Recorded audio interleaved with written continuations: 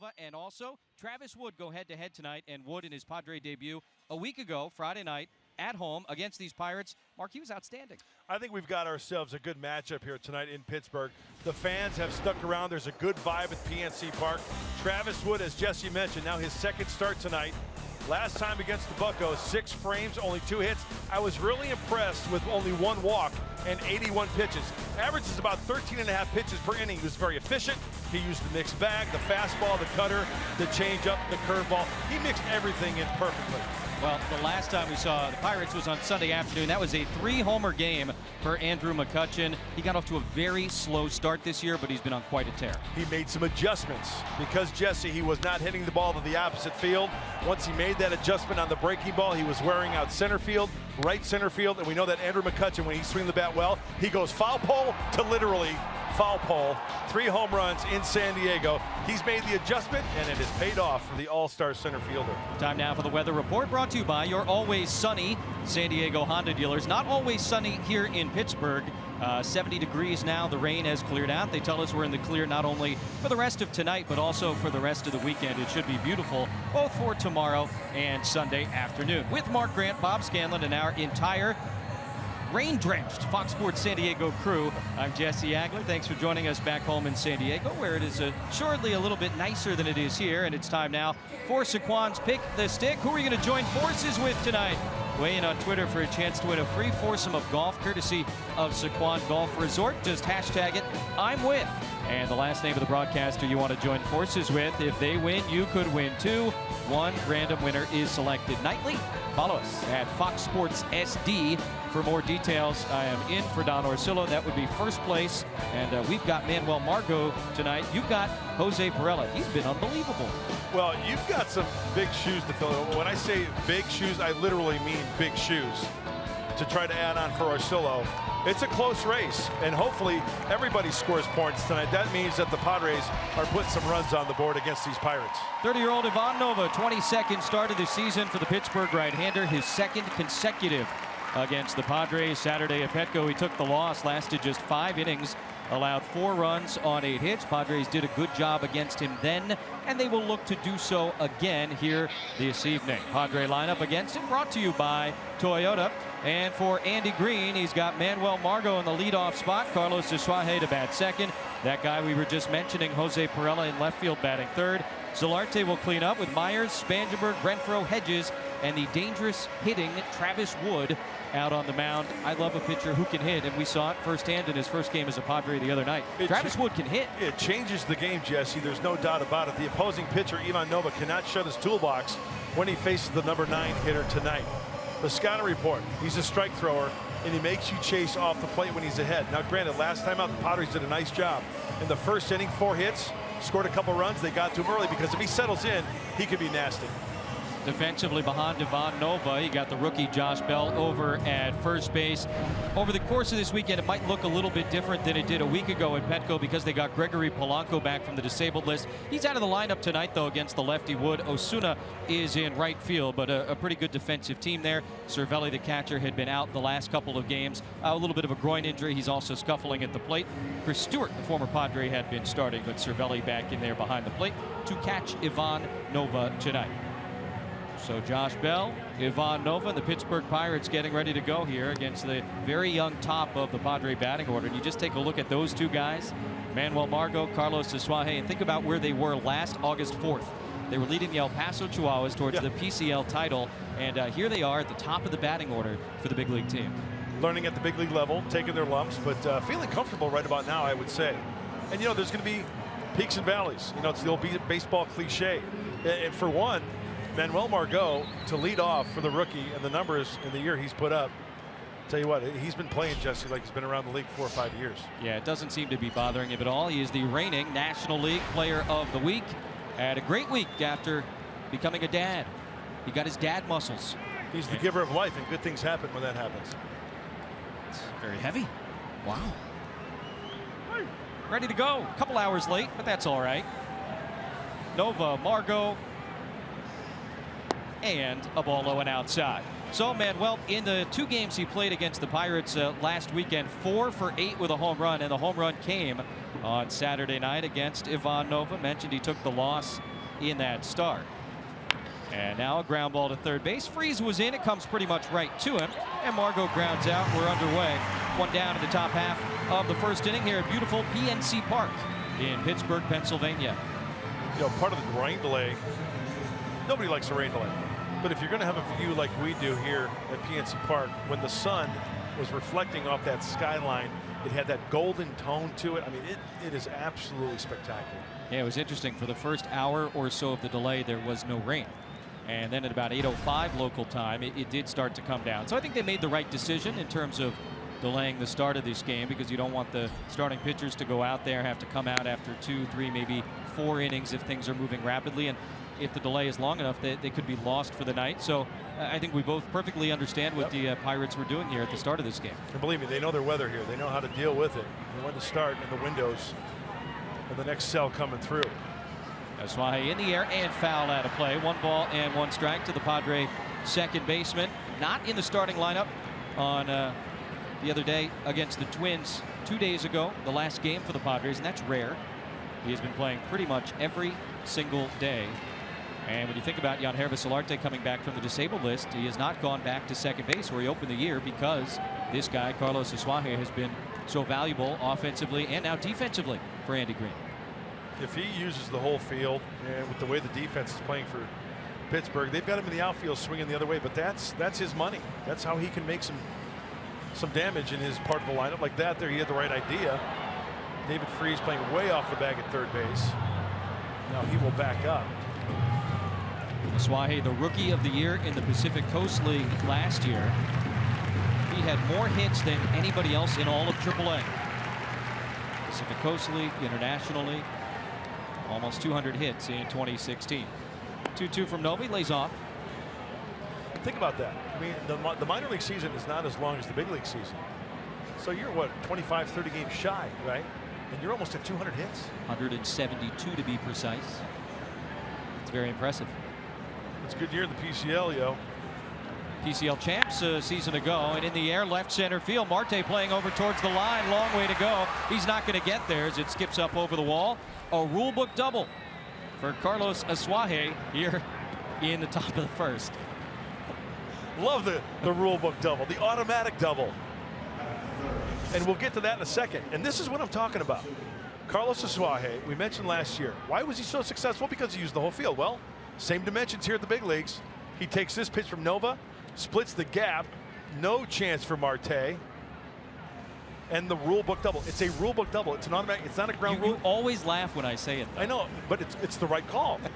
It's not a ground rule double because it's not a ground rule that's preventing that ball from going in. Correct. Or getting stuck. It's a rule book double because the rule book states if it bounces and goes over the wall. Correct. Yeah. It's a technicality. Right. Here's Jose Pirela. Had a nice night against Ivan Nova last weekend at Petco. It's one of those little things. Yeah. I know you appreciate that stuff. I really do. Like the rubber, that's a colloquial term. Where the pitcher's plate. That's what it's called in the rule book. That's what I like to call it. That's it. That's the pitcher's plate. But we can say rubber. People know what you're talking about. And same thing with the ground rule double. It's sort of become a part of the accepted lexicon of the game. The slab. Sure. And it is a slab. Time called at the last moment. Yeah, in the first inning on Saturday night, the Padres ended up scoring twice against Nova. Pirela, the guy at the plate now, had an RBI triple. Hector Sanchez was next. He had an RBI double. And Jose would triple against him in his next at bat as well. Padres have been triple happy in the last couple of weeks. And Jose takes low there. 96 from Ivan Nova. By the way, we know home plate is 17 inches wide. Okay. Pitcher's plate, 24 inches wide. Okay. Yeah, there it is. Right. And it's like if you dug that thing out of the ground, it's like a big piece of cheese, Velveeta cheese in the box. It's square all the way around. You melt it with some salsa in the microwave. Put it on a cheesesteak. Ball and a strike, and Pirela in the air down the right field line out of play. Have you ever seen one? Pretty cool. Mentioned a couple of triples against Ivan Nova last Saturday night.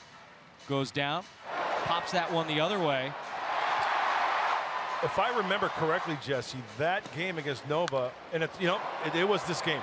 They were taking Nova the other way. They weren't trying to pull him, and they were getting hits the opposite way. A lot of traffic on the bases, and they got a couple runs early. That's exactly what Asuaje did for the 1-out rulebook double. And now Pirela brushed back. 2 balls and 2 strikes to Jose. And if you get to Nova early, it happened in San Diego. But on the other hand, if Nova gets that feel down to where he can get the grounder and pound strikes, because he's a strike thrower, he's tough to get to. Doesn't walk a lot of guys. No. Doesn't give up a lot of home runs. All of that, generally speaking, you never know what a given night might look like. 2-2, and he got him to chase. Strikeout number 1 for Ivan Nova. Now 2 outs and a man in scoring position. And the switch hitting shortstop, Yangervis Solarte, going to come up. Very interesting how Andy Green has decided to line things up defensively with his return. As Pirela is completely fooled, way out on the front leg. The hands are dragging through the strike zone. The bat, the barrel head, like a pearl through Prel. No power behind that one for the strikeout. 4th game back from the disabled list for Solarte. He returned on Sunday against the Pirates at Petco Park. He played Sunday and then Tuesday and Wednesday against the Twins, and he started at 3 different positions in those 3 games. 3rd base on Sunday, shortstop on Tuesday, 2nd base on Wednesday, as you see the overall numbers for him this year. Strained left oblique, cost him a fair amount of time, and now he rolls one back to the mound. Should be the end of the inning. Nova poor throw, but Bell able to bail him out, and that is the top of the 1st. Pirates coming up against Travis Wood.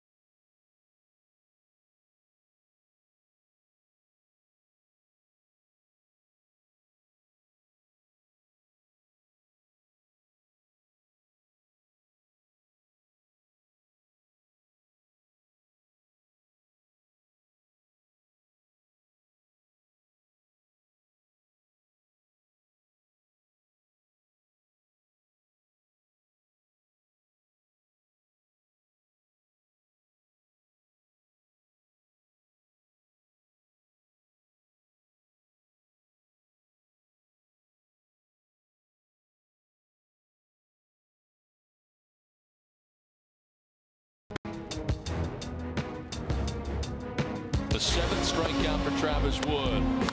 That's a fair ball. He's retired 11 in a row. 2nd triple of the night for Pirela. Back deep and gone. The Padres win tonight and win the series. Padres took 2 out of 3 against these very same Pittsburgh Pirates last weekend. And Petco in San Diego, a 3-2 win on Friday night, a 4-2 win on Saturday night before the Pirates won on Sunday afternoon. Pirate lineup brought to you by Hyundai. Starling Marte leads off. Josh Harrison, Andrew McCutchen, David Freese, Jose Osuna is mentioned in right field. Rookie first baseman Josh Bell. Francisco Cervelli does the catching. Mercer the shortstop. And the pitcher Ivan Nova. That's not a typo. He's hitting .025 this year. That's not easy to do. Marte takes the first pitch from Travis Wood. Little low, maybe outside. 1 ball. And no strikes from the 30-year-old left-hander, making his 2nd start in a Padre uniform. Wood coming over from Kansas City in that trade that sent Trevor Cahill and Brandon Maurer and Ryan Buchter to the Royals. And now 1 ball and 1 strike.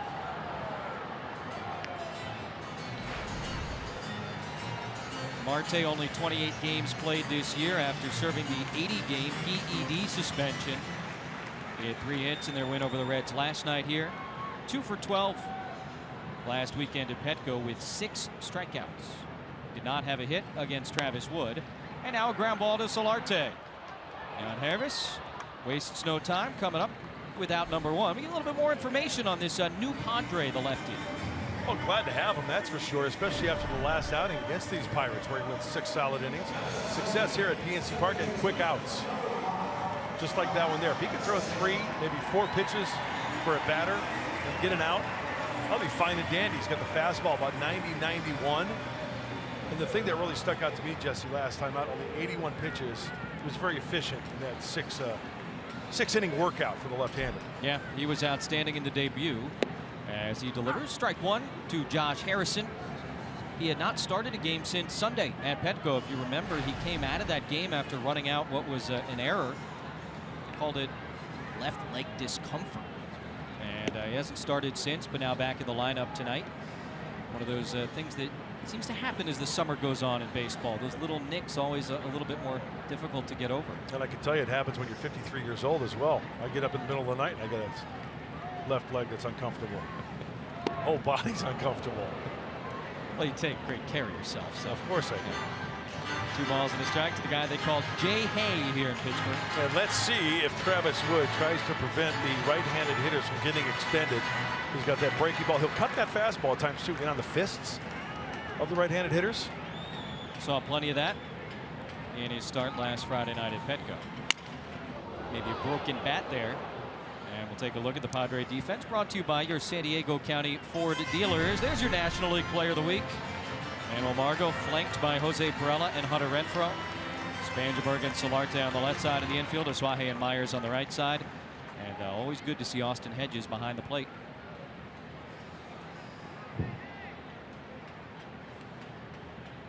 And with Travis Wood, if the ball's being put in play, especially grounders, infielders will be busy, and that's where the defense is key. Always good to see Austin back there with that catch, release, throw down to second base. One of the better ones out there.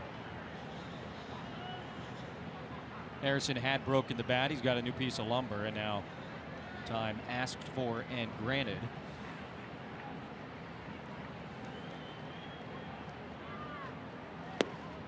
See Wood out there wearing number 37. That was last worn by Brandon Maurer. They were essentially traded for one another. And it's funny, you think about Maurer, the hard-throwing right-hander. Wood, a softer-throwing left-hander. Certainly a different look for number 37 here in the second half of the season for the Padres. And a cleaner trimmed beard also for Wood. Very true. That's a fine observation. That's a topper over to third. Spangenberg went with the bare hand and out of his reach. So Harrison reaches. Our tools of the trade brought to you by Ram Trucks. Here comes McCutchen. And we're going to feature Andrew McCutchen. Remember the 3 fastballs that he hit for home runs in San Diego? Take note. He gets extended fastball away center field. This fastball, that's even more dangerous. Outer third extended. Now this one here, remember I told you how his average raised since early May, going up, up, up? One of the reasons is because he's going to the opposite field. Breaking balls taken to center. Breaking balls to right center field. That fastball, he stayed on it long enough to keep it fair. 3 round trippers in San Diego for the MVP. All of that on Sunday, 5 for 9 in the series. And he got Wood on Friday night as well. Brought home their only 2 runs of the game against Travis and that Padre bullpen. So the rematch. And fastball for a strike. 0-1 to McCutchen. We talked about it at the start of this game. I mean, you go back to May 23rd and he had bottomed out. He was hitting 200. And since then, a 370 batting average. He said his wife took a picture, went online, the 200 batting average. And she said, we're taking a picture of this and we're going to revisit this a little bit later in the season because I promise you, you're not going to see a number this low again. He's just too good, right? And that'll wake you up. And being the pro that he is, the former MVP, the All-Star, he knows what he had to do to get things going. And there's another story behind that as well, because he was pulling off a lot of breaking balls.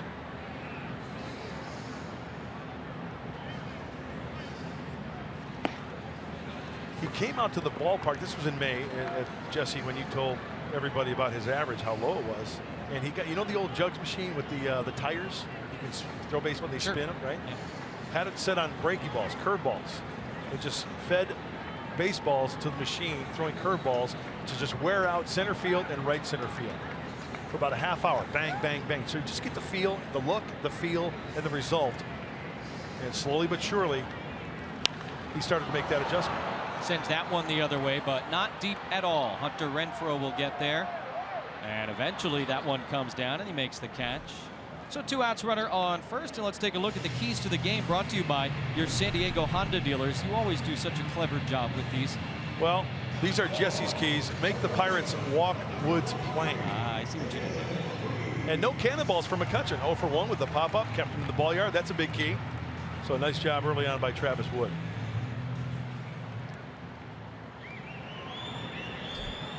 And what that means as far as walking Wood's plank is, like, you know, he's got control of the Bucks. He tells them what to do. Normally the Pirates are the ones who force you to walk the plank. Right. He has flipped the script, so to speak. Yes. I follow. There's been a mutiny. Ah. And Travis Wood is taking over. He is now the captain of the Jolly Roger. Yes, he is. They call him Redbeard. This is the third baseman, David Freese. Harrison at first, 2 away, and a called strike. Good pitch. Now Travis goes from the first base side of that pitcher's plate, right? So it gives him a straight on angle down and away to the righty. There's a good look at it right there. And also with that little cut fastball like he threw that last time, starts in the middle of the plate and then ends up inside to could really jam the right-handed hitters. Got a pretty good pickoff move too. Yep. Did you ever move around the rubber within a game? And I wish I did. Yeah. We've talked about that many times, how, you know, as you get older, you look back and things that you would change. Gosh, I'd be moving all over that thing. Give the hitters different looks. On 0-2, Freese takes a little bit inside. Now a ball and 2 strikes. Drove in 2 of their 6 runs last night as they salvaged the final game of a 3-game series against the Reds. Go back to that long road trip they were on that wrapped up in San Diego last weekend. They dropped 2 out of 3 in Denver, dropped 2 out of 3 in San Francisco, dropped 2 out of 3 in San Diego, and then dropped 2 out of 3 against the Reds. Tough go for Clint Hurdle's team right now. Freese frozen there, but it's a little bit off the plate, 2-2. Keeping an eye on the velocity as Clint Hurdle, the manager for the Pirates, looks on. About 90-ish from Travis Wood.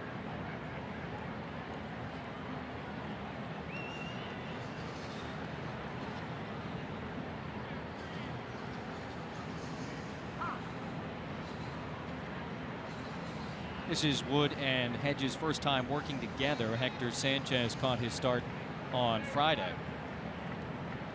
Got to be a little bit of an adjustment, and I'm sure they got together before the game and got on the same page, but still, new battery. Yeah, I don't think it takes that long. Not as long as, you know, fans might think. And believe me, before Travis Wood was a Padre, I mean, you know, word travels fast. These guys watch a lot of games. They know what guys have. I could probably go to Austin Hedges and say, hey, Jesse Agler pitches for the Royals. You know, oh yeah, I know what this guy's got. So, you know, you go to the bullpen, you throw some pitches, you get a good feel for the guy, and, you know, chatting with one another. And I don't think it's before too long you're on the same page.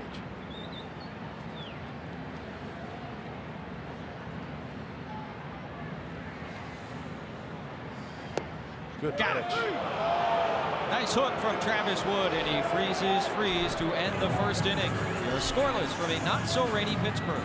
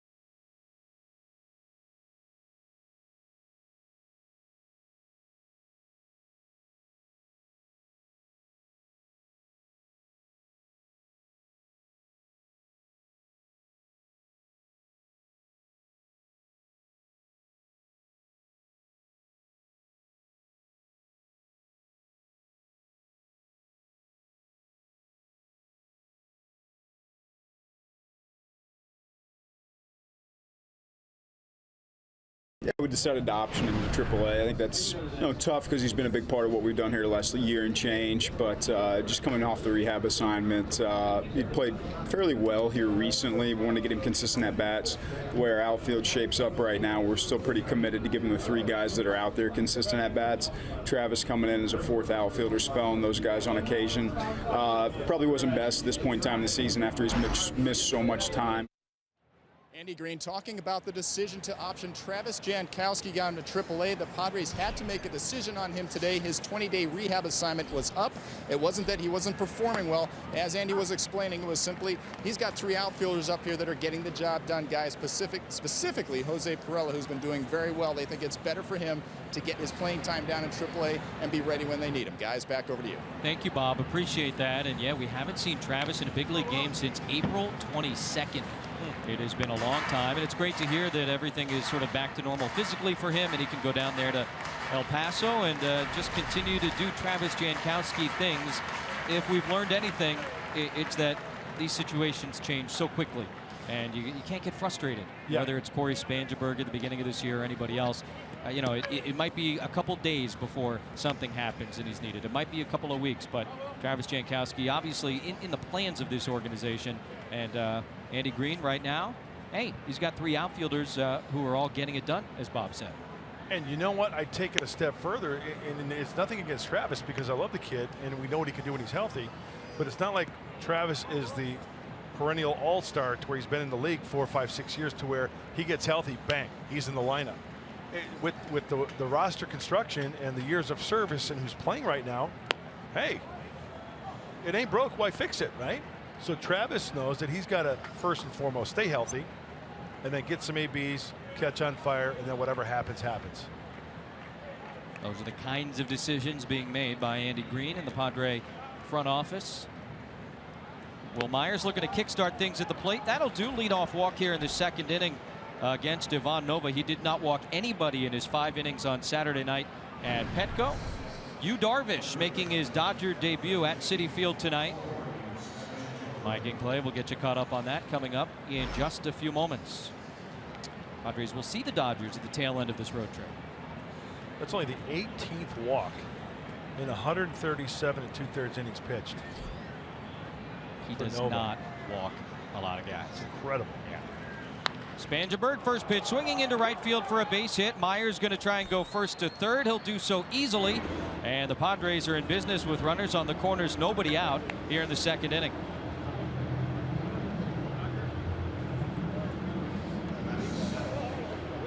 Well, this is what the Padres did to Nova in San Diego in the 1st inning. They had 4 hits, scored a couple runs. The good thing here, as Jesse mentioned, runners at the corners and nobody out. We got action. And Myers, as soon as that ball was hit, he is off and running, cruising into third base.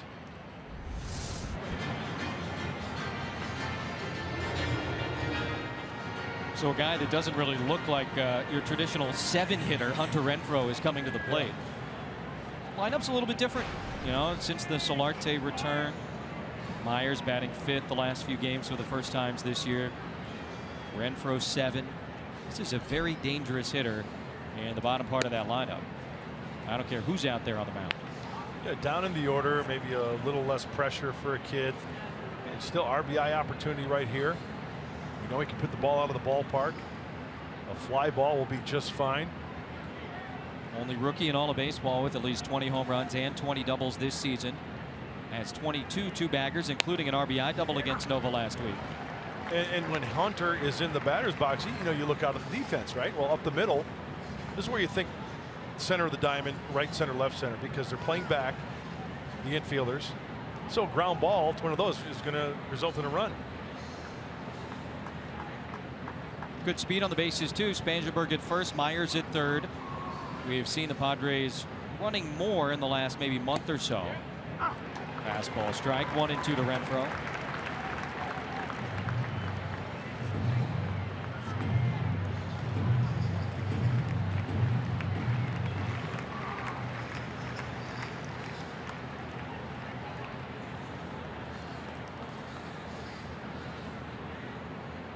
Nova ahead of Hunter Renfroe.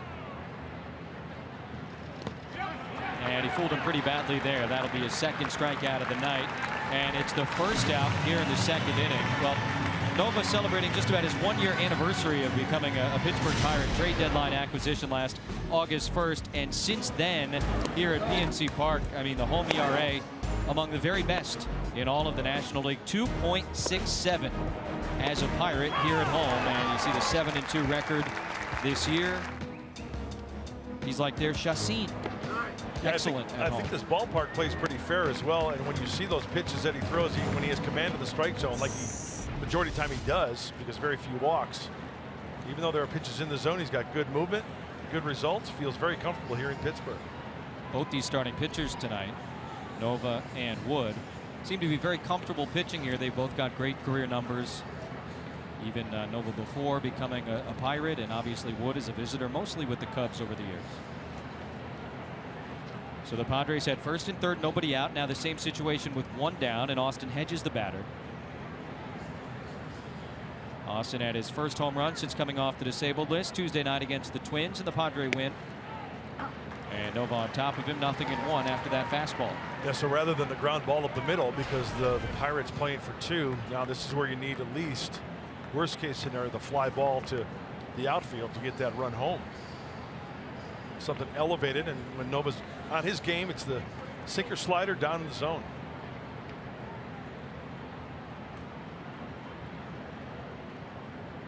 A couple of long pauses from Ivan Nova here in this circumstance, and that time Hedges runs out of patience.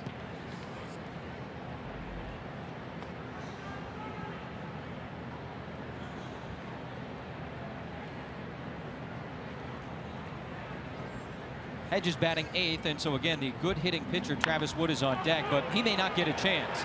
That's going to be 6 to 4 to 3. Then the top of the second inning. Padres at first and third, nobody out, could not convert. Scoreless in Pittsburgh.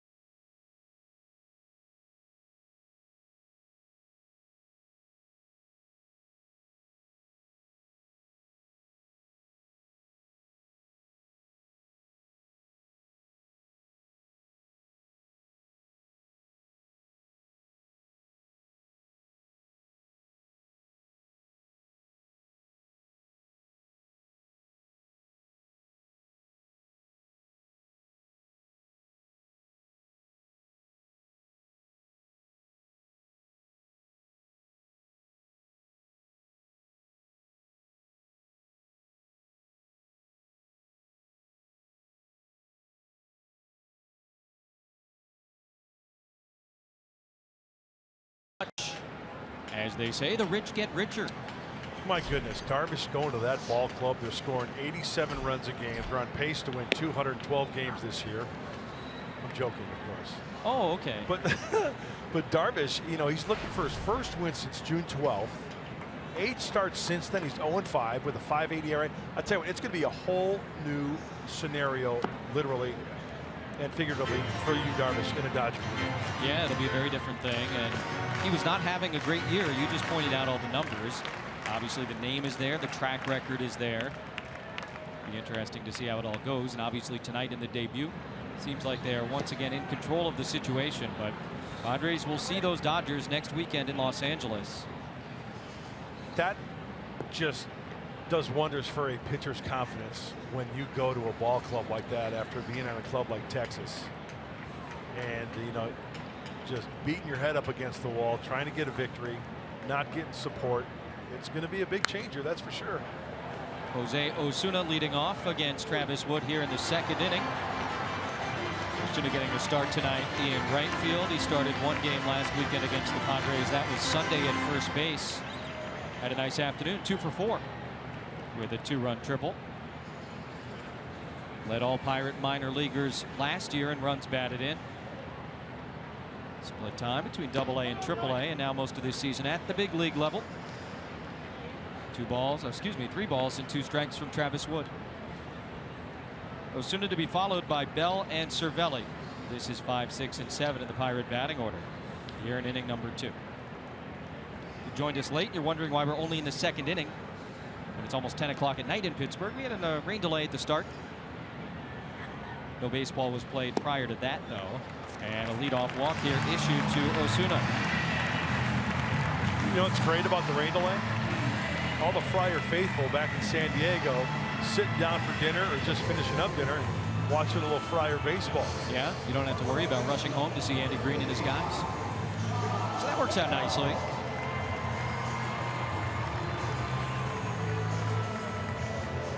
Game 2 of the series, same scheduled first pitch time tomorrow, 4:05 Pacific. A little bit easier for everybody back home on a Saturday. First baseman Josh Bell, one of the top rookie hitters in the National League this year, and he takes strike 1. Bell has driven in a run in 4 straight games. He has hit in 4 straight games. And very solid numbers overall. And here's your double play candidate. He's in second place in the standings for grounding into a double play on the Bucks, 12. Jordy Mercer leads in that category with 14. Bell has also struck out more than any other Pirate. And hey, with nobody out and a runner on first, a K would do nicely for Travis Wood here.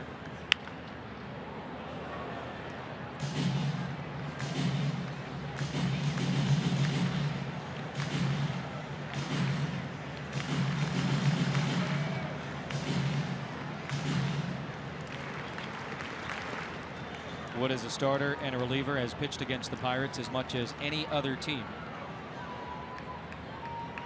0-2 to Bell, and he's able to lay off.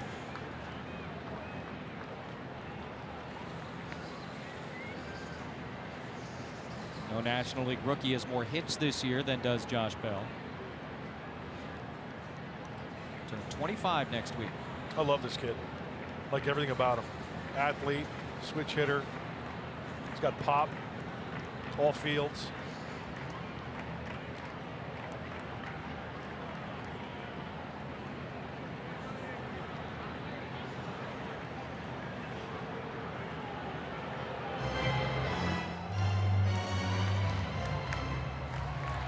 Very quick. You know, when a catcher's rolling over signs a lot here, you know, okay, let's go, let's go, let's go. Better to just call time and say, hey, sink her away. Hey, slider, right? Rather than rolling through all the signs. You want to get in that rhythm. Looks like a change up there, huh? Back-to-back change-ups to Bell. He laid off both of them. The rhythm's going to get you. I mean, Gloria Estefan said it herself. It's going to get you tonight. 2-2 in the air, straight away, center field and deep. Margot, though, lines it up, and in front of the warning track, he makes the catch. So we mentioned there was a good rain delay before the start of this one. I don't know how everybody back home killed the time. Maybe you watched 19 Memories. Mark Grant, he played Jenga. Yes, Steve Blass was the officiator. Right there, Steve, the right-handed pitcher against Greg Brown. Greg, the TV radio voice for the Pirates. We went. Jenga! Oh, hell, Jenga! You're a graceful winner, too, which I know he appreciated. Yeah. Look at Brownie on the left. Oh, he's so dejected. And Steve Blass. It was a good game. Brownie's a good Jenga player. No, you both showed, I think, some real Jenga skills. Yeah. He did protest the outcome, though. I think it's important to point that out as Cervelli takes a strike. There was a moment earlier, not shown on tape there, where you made a move and some of the blocks tumbled over. But the ruling was that too few blocks. I think the majority of the blocks have to fall over, right? Right. So we're checking the rule on that, but that's why he played it under protest, because not enough of the blocks fell over. And the protest, we checked with the Jenga commissioner. Yeah. And who is the Jenga commissioner? Mr. Jenga. Obviously, yeah. And they said no protest. It got overruled. It did? Yeah. I didn't realize So that. It was not upheld. All right. So you are the official winner then. And there's Steve. It's final. He was the official. He was the referee, if you will. Former, well, he's always a right-hander. World Series hero here for the Buccos back in the early 70s. Cervelli swing and a miss at a fastball. And Travis Wood made very quick work of him. 2 outs after the lead walk. And the number 8 hitter, Jordy Mercer, coming up. And this is a pitcher picking himself up after the walk. The fly ball and then the fastball away off the plate. 2 strikes. And Cervelli goes down swinging for the 2nd out.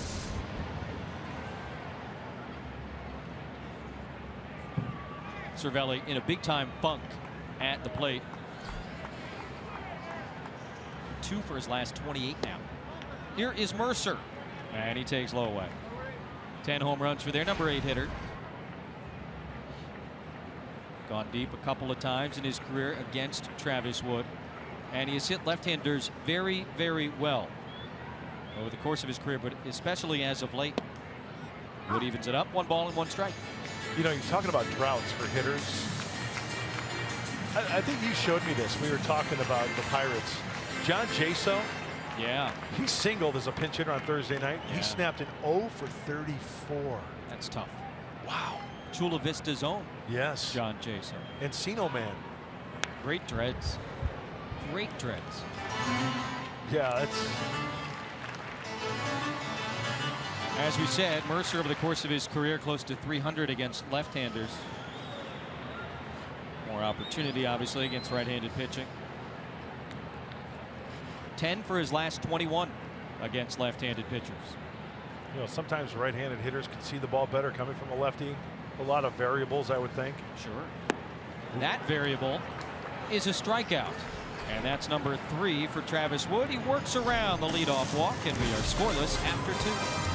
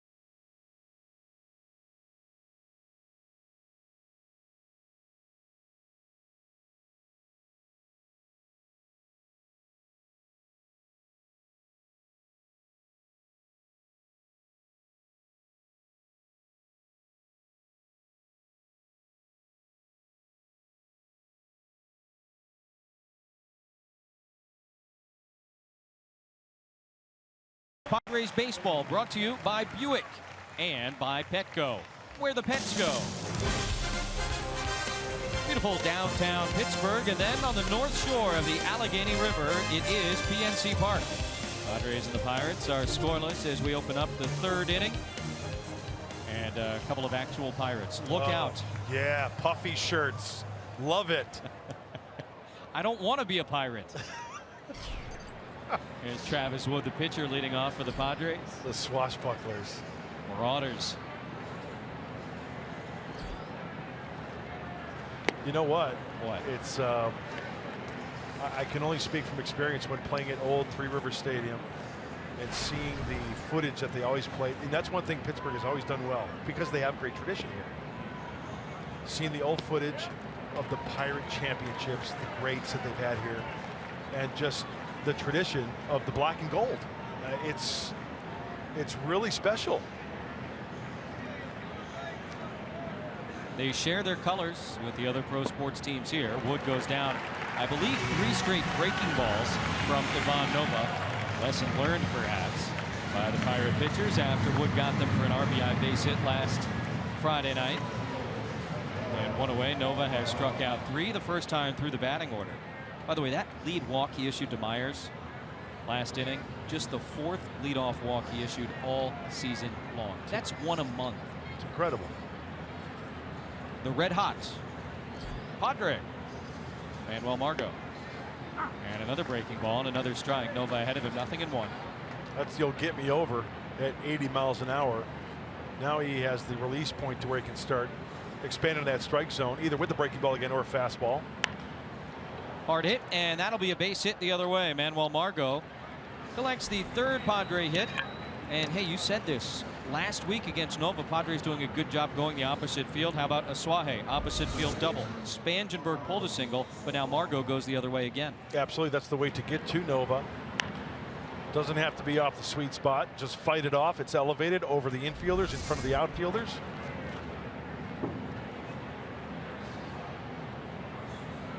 Mentioned Asuaje, double to left center his first time. Just keeps on hitting and keeps on getting better and better defensively at second base. Margot has stolen 11 bases this year. He's been caught 6 times. I think it's fair to say we expect stolen bases to be a pretty big part of his arsenal over the years. Yeah, no question about it. In fact, I think the more aggressive you are with a guy like Manuel, puts it in the opposition's head. It might put some pressure on both the pitcher and the catcher. I mean, there's always going to be the catchers out there that have the great arms, the great catch and release, very quick. Francisco Cervelli behind the dish tonight, and you know, Nova, a big kid.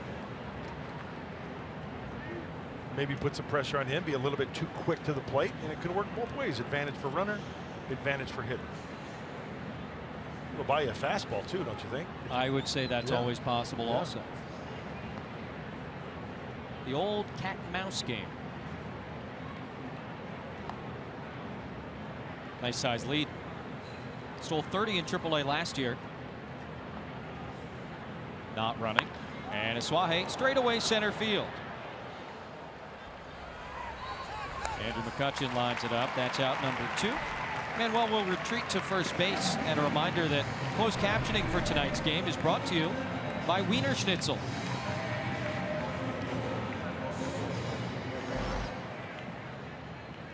Did you see where it was 60 degrees in Chicago today?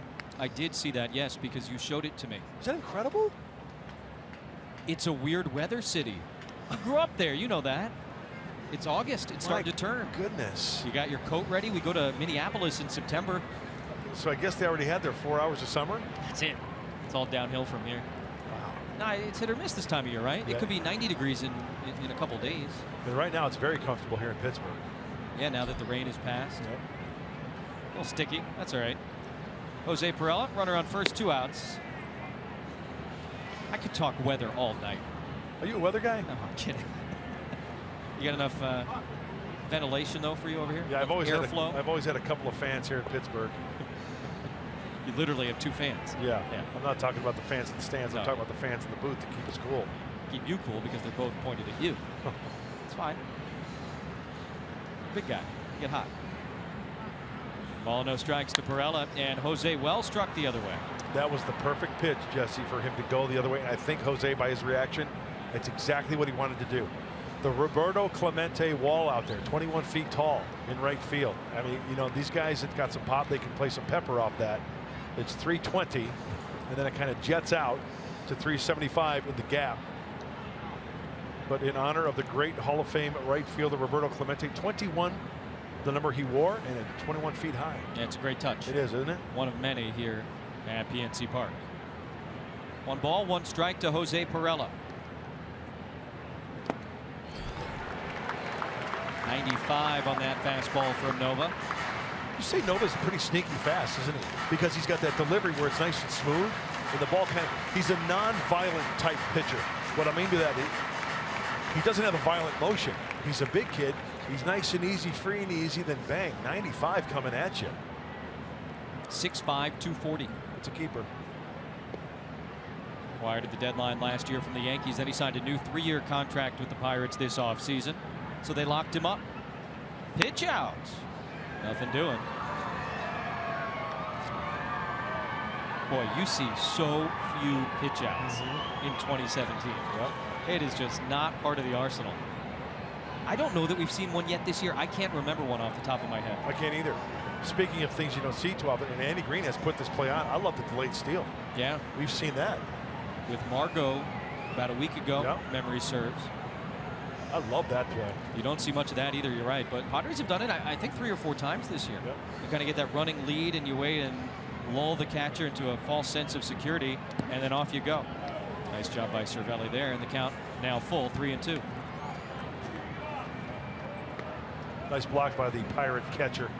Now 3-2, 2 outs. He will be going on the pitch.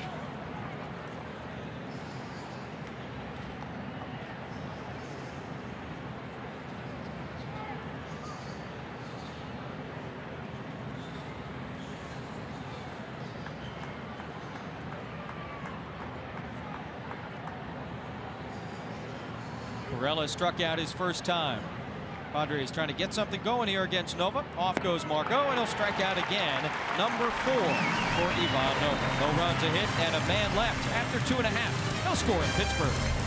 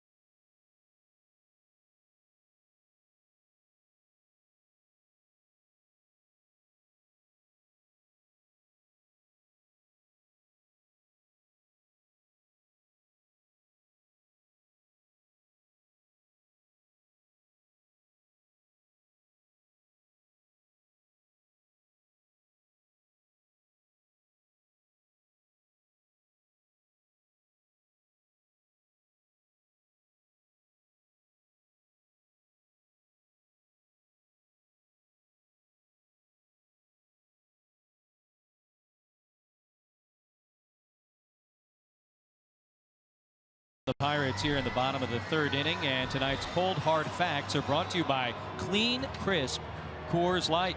MLBpipeline.com released their mid-season rankings on the top 5 farm systems in all of baseball, and your San Diego Padres number 3 overall. They've got 6 guys in the top 100 individual players, top 100, 6 different players, including this year's first-round pick Mackenzie Gore. Already they consider the 29th best prospect in all of baseball. You saw Fernando Tatis Jr.'s name on there. He homered again tonight for Fort Wayne. It's going to be a fun and exciting next few years for the Padres as these guys all sort of develop and move up through the system, and some of them eventually join some of the young, exciting players who are already here at the big league level. I love the Padres on deck. It's good to see them having success. And I don't care if it's rookie ball. I don't care if it's A ball. Guess what? These kids are young. Success breeds confidence, and the more they get confident, they move up the chain. And you know, it might be 2 or 3 years, but it's always nice to have that core group of kids.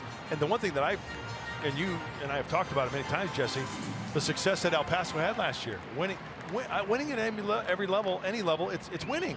Yeah. You want to get used to that. Know how to do it. Right. You got to learn to win. Strike 3 called, and Ivan Nova falls to 1 for 41 on the season. Ouch, babe. That's a hang with him. How did you enjoy coming to the plate?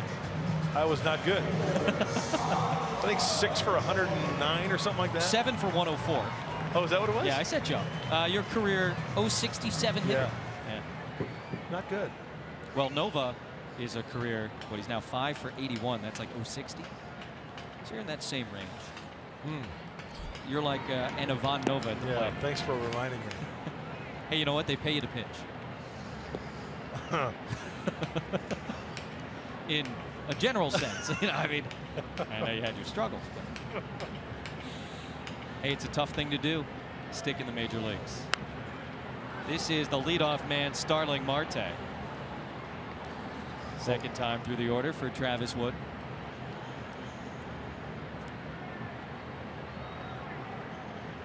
Speaking of back in the day, as we were with your pitching career, it's interesting, you know, talking to different pitching coaches and managers over the course of this year. I've noticed something. One of those old axioms in pitching, as we talk about going through the second time, used to be, hey, you save a pitch. Right. You don't want to show too much early on, right? If your best pitch is your slider, if you can get through the first time or two throughout the order without using it, that's to your advantage. That's now being poo-pooed strategically. I think a lot of times now, guys are being told, hey, go out there with your best stuff. Don't worry about holding it back. And that's a real change, isn't it? Like Lamet, right? There you go. They said, hey, don't keep that slider in your back pocket. Show it early. If it's tough to hit, if you've got a good one, show it early. Prove. If I'm a pitcher, I would go out there and, you know, establish the fastball location, right? And then if you're starting to put it in play, then you make an adjustment. I'm under the impression that I want to try to get early outs. Now, if that means sticking with just the fastball, fine. I'm having success, fine. And I can even change speeds on my fastball, too. I might be throwing 91, 92, 91, 92, and then all of a sudden, bang, save 95, 96 for later. The old add and subtract. Yeah, I think some pitchers are different. I think it could be different for some pitchers. Bob Scanlon, are you there? Yeah, Mud. What do you think there, right-hander? You know, I think things have definitely changed. It used to be guys were expected to pitch into the 7th and 8th inning, and the only way to do that was to try to save something because your plan was to face guys 3 or 4 times. Nowadays, that's not the plan. It's, hey, look, you're going to face guys twice. If you get to them a 3rd time, that's a luxury, but that's what you have the bullpen for.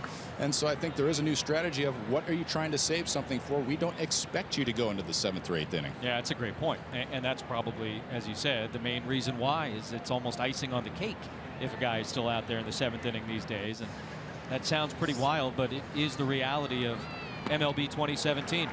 He loses Marte, second walk issued by Travis Wood tonight. This one coming with 1 out. So you don't, Bob, Mark, get worried about, you know, what happens later. You just got to survive and get through it. Do you think you go into the game, Bob, saying, I want to get through 5 innings, I want to get through 6, or do you just sort of let it come?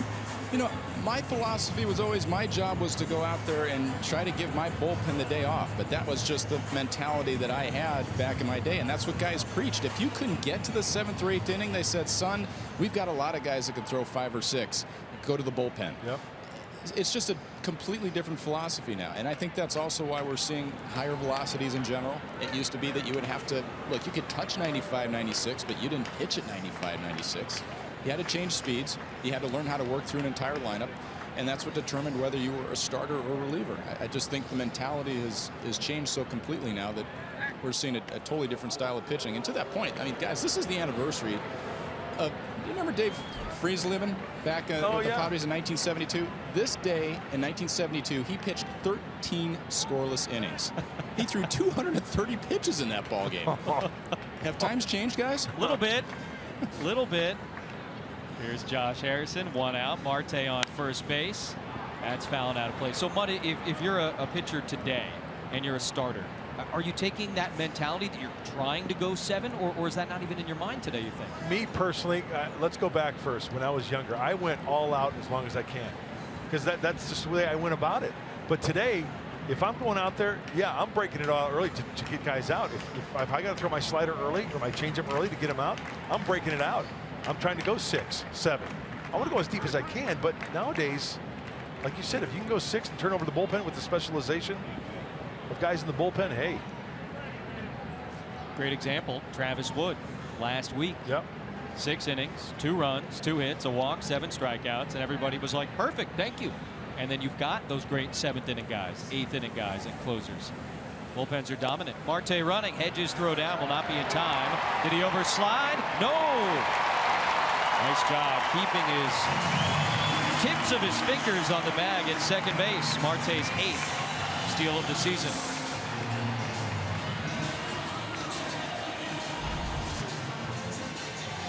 First move on the left-hander Wood. The snap. Ooh, that one's yanked to the shortstop side. Now it's very key to keep the glove on the runner. Laswahe does that. And let's see if he loses contact. On contact, on. Oh! He kept a finger on the bag. That's a great look at it. Swahe did everything right, though, as you said, holding the glove on him. So Harrison had an infield single his first time up. Over to third base. Spangenberg couldn't make the bare hand play. He was held without a hit last weekend.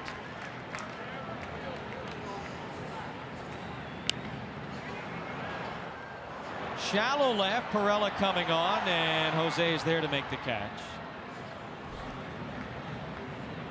I was just thinking about Marte, and you know, after the suspension, that's only his 8th steal of the year. I mean, you got to remember, this is a guy who stole 47 bases in 2016, and Pirates got off to such a tough start. McCutchen struggling out of the gate, as we've talked about.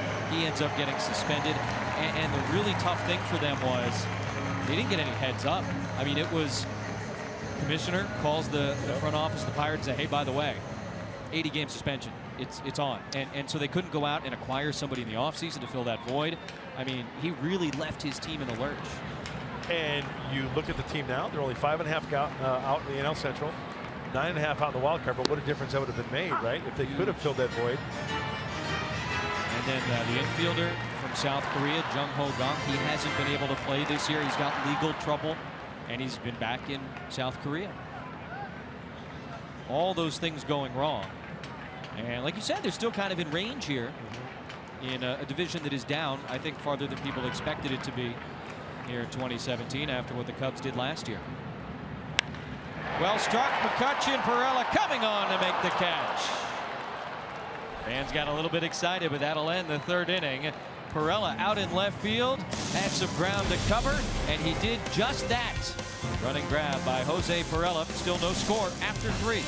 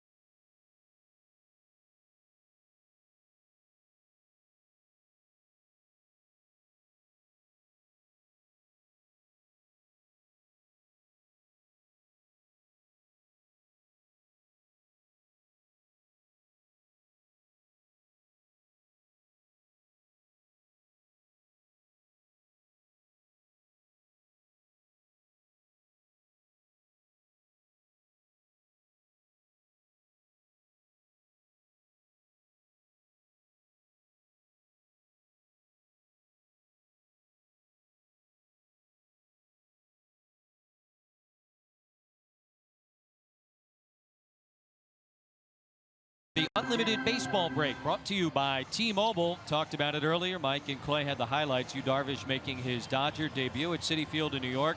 7 shutout innings. And the Dodgers about to close out the Mets for another win. Jaime Garcia, first pitcher to make 3 starts with 3 different teams in a row since 1895. Was it Braves, Twins, and now Yankees. And Joey Votto, who we'll see this week in Cincinnati, to me one of the most under-discussed stars in all of baseball.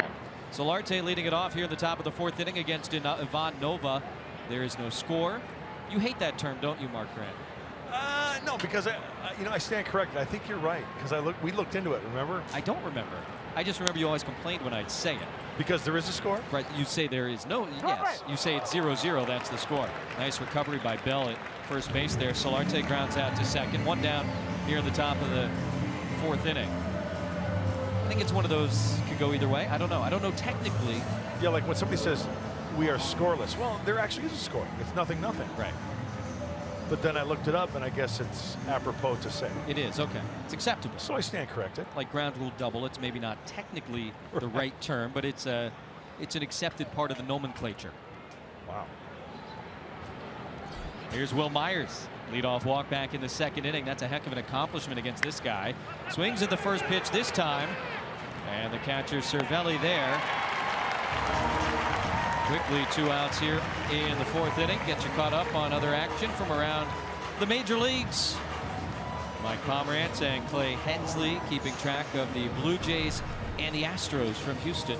Wow. You know what I got? I know this is easy. What do you think about a Dodger-Astros World Series? Here's what I think about it. It never ends up being the 2 teams that it looks like it has to be. I know. I would think that the odds are it will not be the Dodgers and the Astros, even though I think at this point, clearly they're the 2 best teams in baseball. Nice diving grab in left field by Starling Marte. Corey Spangenberg tried to take that one the other way, but a very quick 1-2-3 top of the 4th for Ivan Nova. There is still no score here in Pittsburgh, Pennsylvania.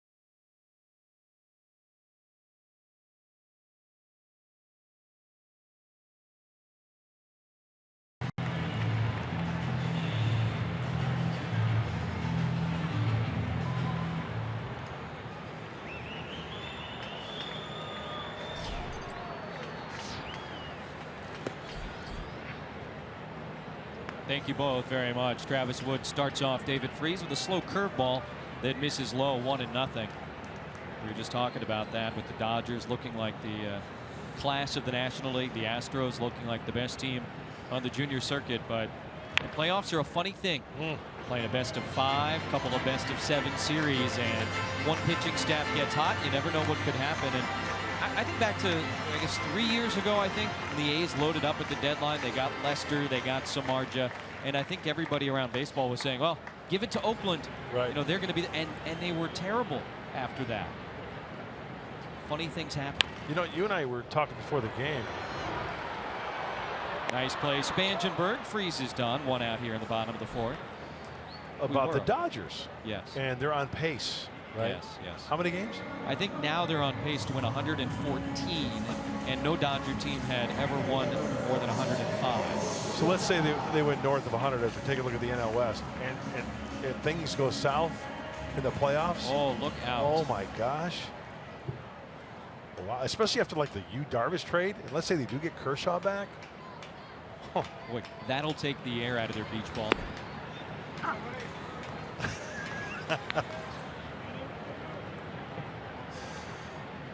Jose Osuna walked his first time. 1 of 2 issued by Travis Wood, who's matching zeros with Ivan Nova here tonight, and Nova just had a 4-pitch top of the 4th inning. Thank you very much. Talking about everything else going on around baseball. See the kid homer for the Braves last night? What a great story, huh? First major league hit is his first major league home run. That is a foul ball. Ozzy? Ozzy Albies. Forget everything else about him except for the fact that last night he hit a home run for the Atlanta Braves, and that he was born in 1997. Wow. Thanks for reminding us how old we are. I mean, there's nobody watching right now unless they're in high school who doesn't feel old. 20-year-old. Spangenberg again in between hop, nicely handled, and Corey with a couple of slick plays on the left side of the infield. 2 ground ball outs for Travis Wood here in the 4th inning. This is good glove work. This is what pitchers appreciate when the ball is put in play, not sharply. Well, you need some good defense. 2 in a row for Corey Spangenberg, letting the leather do the talking tonight.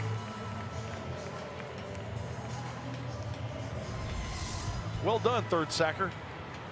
The Padres have some young guys, a very young team. I believe the second youngest team if you look at the full roster in all of baseball. Will Myers only 26. On and on we could go. This one right field. Renfroe makes the catch, but the kid is 20 years old. Nice 4th inning for Travis Wood. Still no score after 4th.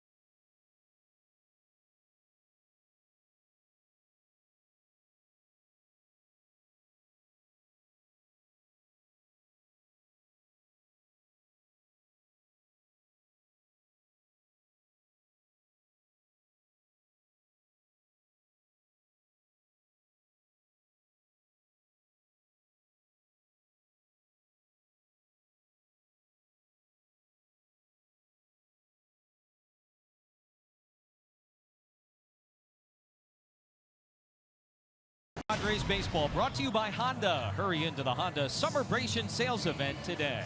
By Sequan Casino. Sign up for the Padres club card today. And by Jerome's Furniture, where Jerry's price is the lowest price every day. All smiles for Josh Harrison. Nice little dance before the game. He was entertaining the fans here at the end of the rain delay. Yeah, they were stretching, getting ready for the game. They were playing a little Cotton Eye Joe out there, and Josh was showing everybody the steps, and the crowd loved it. They showed him on the big board, and everybody was, you know, there was a great vibe tonight at the ballpark. They got the big post-game concert, Chicago. Yes. So big crowd, and they endured the rain delay, and now they're enjoying some pretty good baseball. Padre fans and Pirate fans side by side here on the banks of the Allegheny. Ivan Nova had a 4-pitch 4th inning, and Hunter Renfroe goes after the first pitch here in the 5th, and we've talked about him and Josh Bell, two of the top rookies in the National League this year. On the rise at the big league level, and yeah, there's going to be peaks and valleys. We know that. It's how you deal with them. And once again, even Hunter would say, you know, if he starts going the opposite field, especially a guy like Nova, that's when he's on his game. But you know what, Jesse, with the resources that these guys have these days,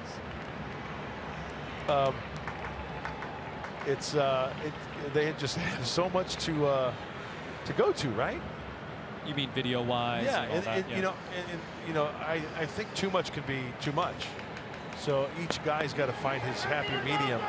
Tried to hold up and could not. For the first base umpire, Stu Shorewater. Renfroe has now struck out twice. That's his 5th. And what do you think, umpire Grant? Well, you know me, I call him as I see him, and oh, he most definitely went. If he hits it, it would have been his 23rd double. Spoken like a true pitcher. 7-8-9 for the Padres here in the 5th inning against Nova, and this is Austin Hedges, grounded in double play first time up. But Nova, when you look at his mechanics, he kind of sidewinds a little bit. Not a side armor, but what I'm saying is he gets rotational to where he's over towards the third base side of the pitcher's plate. So as a righty, it's got that angle coming at your hip pocket and then working across the plate on that sweeping breaking ball. Could be a tough look for a right-handed hitter. It could be, yeah. Nova out there wearing number 46, which does not go well with his Twitter handle, which is at Ivan Nova 47. That was his number with the Yankees. He got stuck with 46. Francisco Liriano was number 47 when he was acquired. And he's just stuck with it here with Liriano now gone. But that's something that, you know, back in your day you didn't have to worry about your Twitter handle, you know, not meshing with your uniform number. That's a new problem in the early parts of this 21st century. That's a 4-pitch walk. MLB.TV every night, every device. Watch every out-of-market regular season game live. Plus get a free subscription to At Bat Premium, the #1 app for live baseball. Blackout and other restrictions apply. Visit MLB.TV for details. Second walk issued by Ivan Nova tonight. We talked about his control this year. He has not in any one game this season walked more than 2 guys. So we'll see if the Padres can get one more against him. Travis Wood in perhaps a sacrifice situation here, and that one's fouled off at the plate. 0-1. We talked about Wood as a good hitting pitcher. 20 career sacrifice hits, the last one back in 2014 as a member of the Cubs.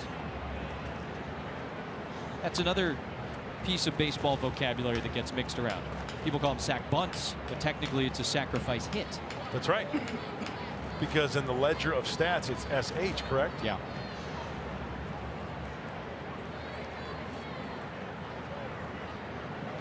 That one gets away, and forget the sacrifice bunt. Hedge is going to get himself into scoring position on that wild pitch.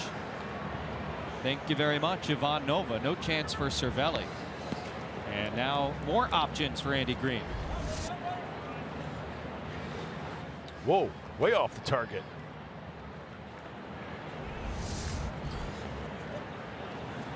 Let's go downstairs, check in with Bob Scanlon. You know, I don't think Travis Wood is too disappointed that the sacrifice bunt might be taken off now, guys. You know how much he loves to hit. In fact, he gets to the ballpark super early each day. He doesn't really do too much, but it just became a habit for him because in the minor leagues, he wanted to hit so bad. He would get to the ballpark at 12 o'clock was the only time he could get one-on-one time with the hitting coach in the minor leagues to get his hacks in. And it just became a tradition for him to get to the ballpark that early. That's how much he loved to swing the stick, guys. Yeah, it's a thing he works at. You can definitely tell the other day the Padres pitchers were taking batting practice. And I mean, he was sitting in his locker with the batting gloves, holding the bat about a half hour before they were going out to the field to start. Swinging away and a slow roller to third base that will advance the runner. He's hustling and the ball gets away. Wood's on his way to second base, and coming in to score is Austin Hedges. The ball ends up out of play, and the Padres will get the first run of the night on a swinging bunt by Travis Wood.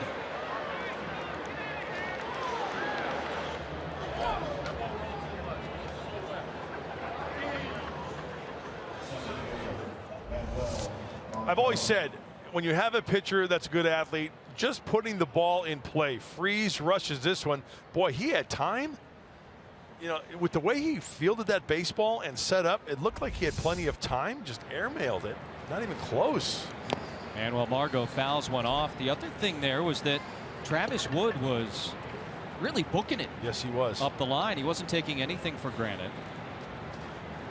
And so after he drove in a run last week, doesn't get an RBI here because of the error on Freese, but putting the ball in play He was leads to this run. Yeah. Now he's in scoring position for Margot. Singled his last time. Nova hasn't spent a ton of time in the stretch as that one goes for the gap in left center field. McCutchen, though, able to close the gap, and he makes the catch for number 2. And again, look at Travis Wood here. This is a slow roller to third base, and he sniffs an infield single. This is a pitcher. Gets jammed, puts some pressure on Freese. Head is down, arms are pumping. Look at, he's still going. I love that. That's great. That's as good as it gets. Next time somebody tells me they want the designated hitter in the National League, I'm going to say, cue that up. I want to see Travis Wood hustling out and getting to second base on a ground ball. It's more fun. So now 1-0 Padres here in the 5th inning, and Asuaje puts a charge into that one. Right center field, McCutchen and Osuna are there, and this one is in play. Asuaje is going for third. Harrison's throw will get him, and the RBI double makes it 2-0, but the inning comes to a close as Asuaje is thrown out at third.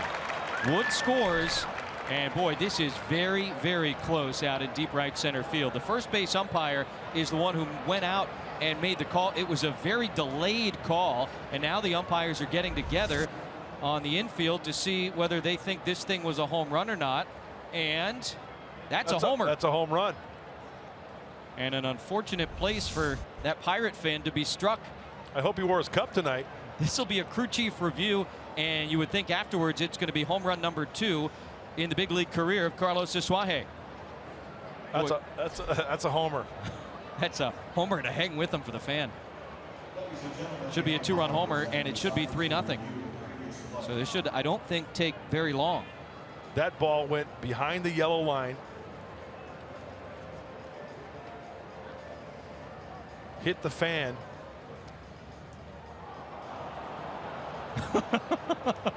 I think Andy just saw what we saw on that replay. Poor guy.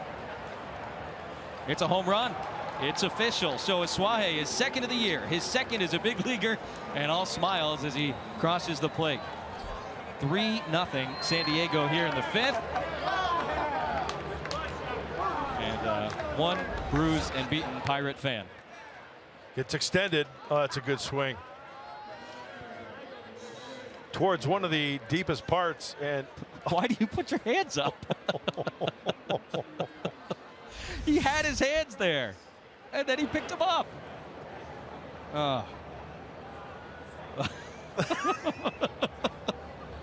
That might be a highlight you see in 20 years. Here's Jose Pirela. Chopped to short. Jordy Mercer takes his time, and the inning comes to a close. Padres, though, strike first, a 3-run 5th inning against Ivan Nova. Some great hustle by Travis Wood to bring home a run, and then Carlos Asuaje goes out to right center field. Ouch.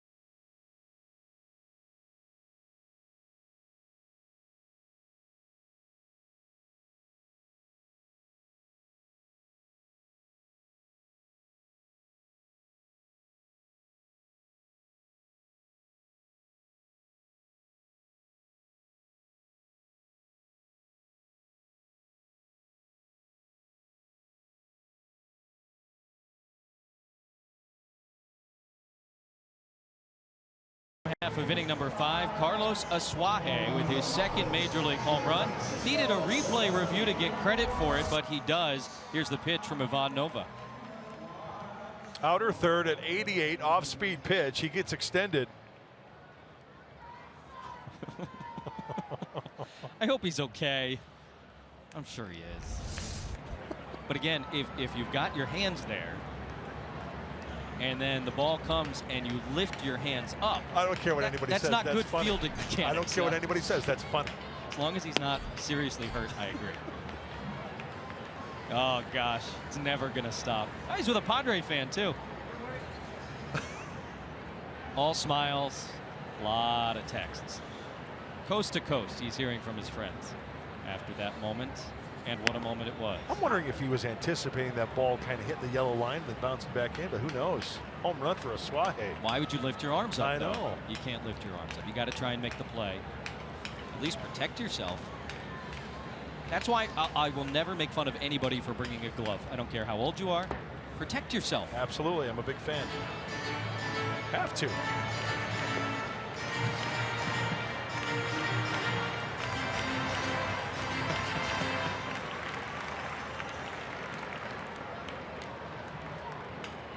Looks like he's taking it in stride, so that's good. Francisco Cervelli now ahead 3 balls in a strike. Travis Wood working here in the 5th inning against the bottom third of the Pirate batting order. Cervelli making his first start in a couple of days. Chris Stewart got the nod the last 2 nights for the Pirates here against the Reds. Nursing a sore groin, which that fan can perhaps relate to. It's a ground ball in the hole, and that one will get through for a base hit. So Marte diving for it. And just out of his reach. So Cervelli with a much-needed base hit. Now 3 for his last 29. And a leadoff single here in the bottom of the 5th.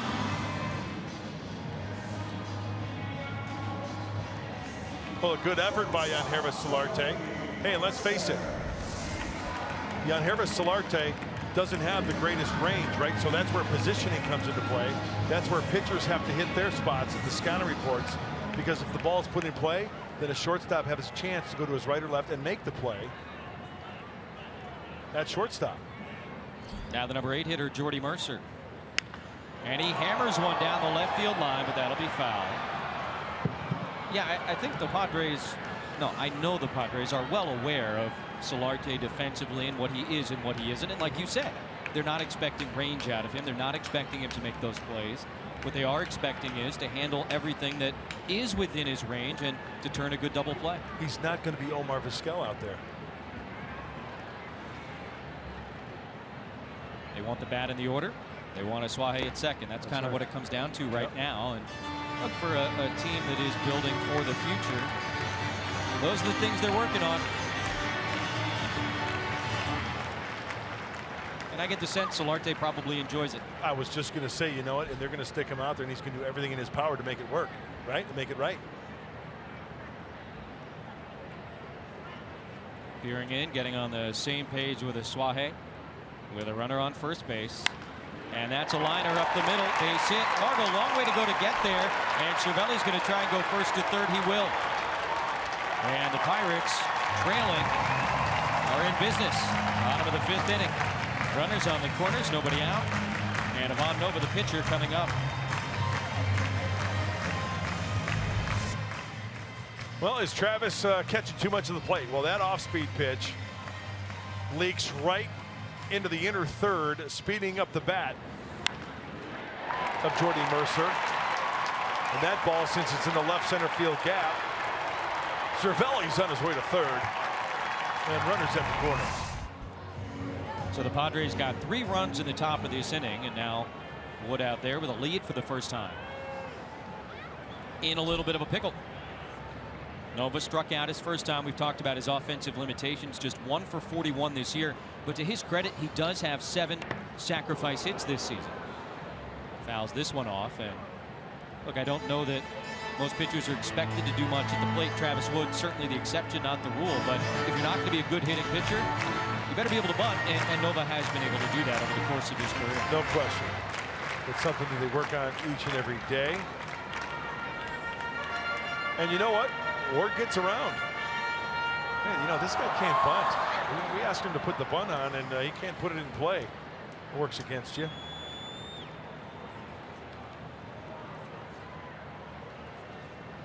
Moving way up in front of the box there. Pretty good bunt. Hedges to a Suaje, and he floats it, and it gets away. 1 run will score, and nice throw by Renfroe to second base. Nova with not the best base running you'll ever see. So the Padres do get an out on the play, but the Pirates get a run, and Mercer ends up at third. I think Austin just guided this ball. Watch, he gets it and then works underneath it. Watch, he kind of pushed that ball working underneath it and just airmailed it.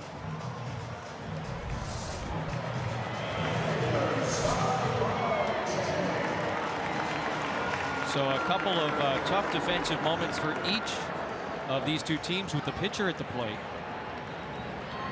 First run for the Padres came in on a ball hit by Wood, thrown away by Freese, and now an Austin Hedges throwing error helps lead to a run. Pitch is low and outside. The leadoff hitter, Starling Marte.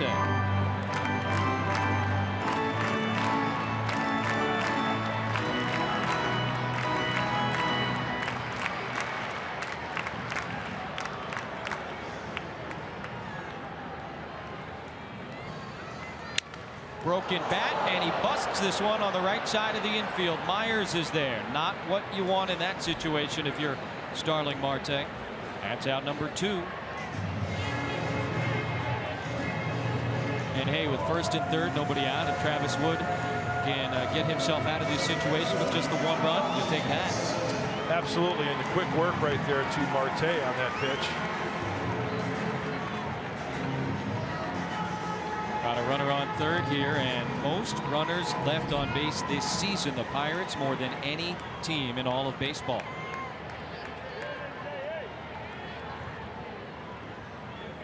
The man with the moves, Josh Harrison. 1 for 2 with an infield single, and that one's up the middle. Base hit, RBI.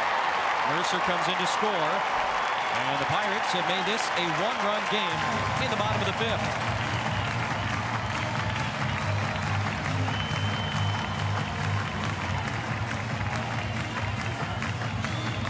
Oh, the Pirates swinging early against Wood. Swinging early, Marte, he pops up, broke his bat to Will Myers, and swinging early on the first pitch here. Taking it right back up the middle.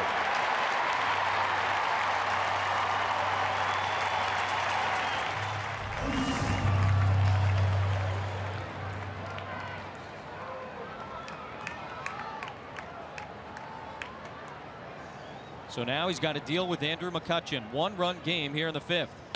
And he swings at the first pitch. Wow. Our Arco top-tier player profile focuses on Andrew McCutchen and the 3-homer game on Sunday. Recently done also by Arenado, Grandal, Duda, and Adrian Gonzalez. 3rd time in McCutchen's career he had a 3-home run game.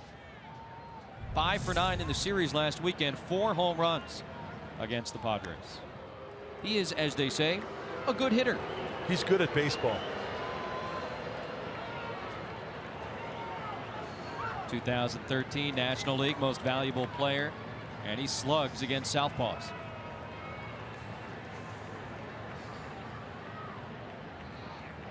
Oh for 2 against Wood tonight, though, and now time is granted.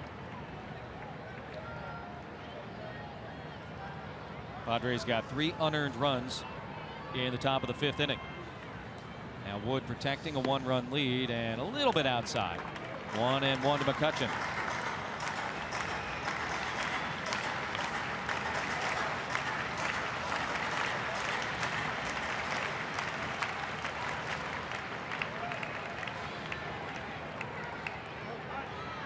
Wood, an all-star with the Cubs back in 2013, making his 2nd start in a Padre uniform. Came over from Kansas City in that trade. There's strike 2.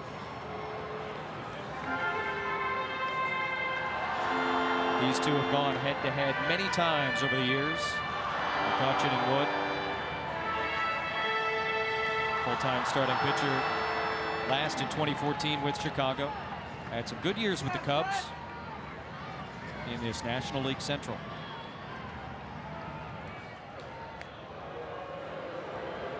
didn't go great for him in Kansas City this year. He signed there as a free agent, and I liked what he said about the trade to the Padres. He said it is a fresh start.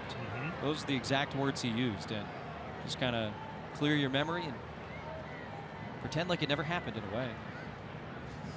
Harrison, pretty good lead, and another check on him.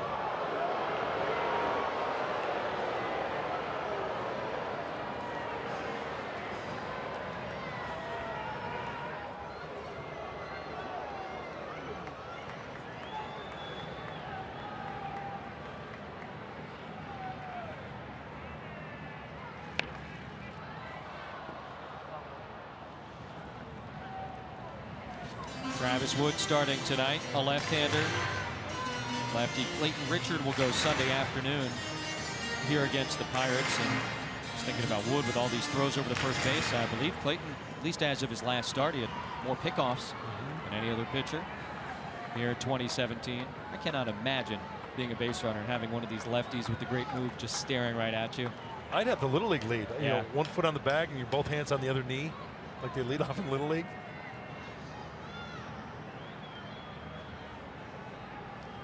Trying to finish off this inning, having allowed just the 2 runs, and a good job by Hedges there. 2 balls and 2 strikes to McCutchen. David Freese would be next. Well, remember Garrett Cole was leading off first base. Yeah. He had about a 3-foot lead. If that. And then he lifted his leg, and then he directed his attention to home plate and kind of shuffled off a little bit, and Clayton picked him off. That was in the 3rd inning on Sunday. 2 balls, 2 strikes, and 2 outs. McCutchen takes strike 3 on the inside corner. Big K in a big moment for Travis Wood, his 5th of the night. Couple of runs, though, for the Pirates. 1-run game in Pittsburgh.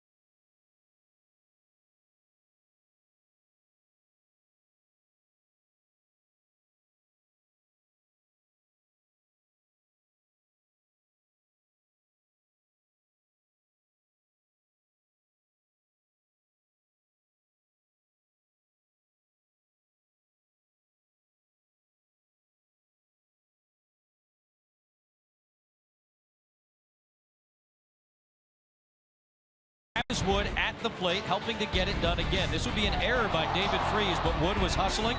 Austin Hedges came in to score. Padres had a 1-0 lead. Just a couple of moments after that, a 2-run home run on review for Carlos Isuaje, and the Padres had a 3-0 lead going to the bottom of the 5th inning. But then another error, this one by Austin Hedges, just throwing away a sacrifice bunt attempt. That brought Francisco Cervelli home, and a couple of moments after that, an RBI base hit for Josh Harrison, plating Jordy Mercer, and the Pirates had gotten to within 1 run, and the score 3-2.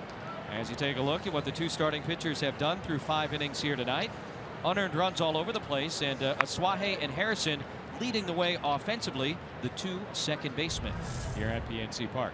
Solarte, Myers, and Spangenberg against Nova here in the 6th inning, and a fastball misses. 1 ball and no strikes to Jan Hervis. The switch hitter from the left side, still looking for his first hit.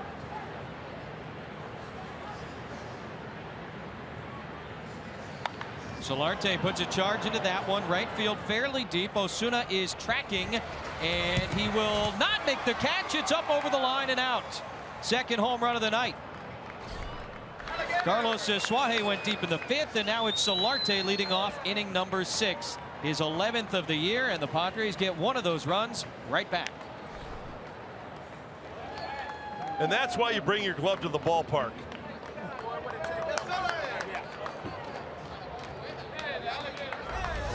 That's how you protect yourself.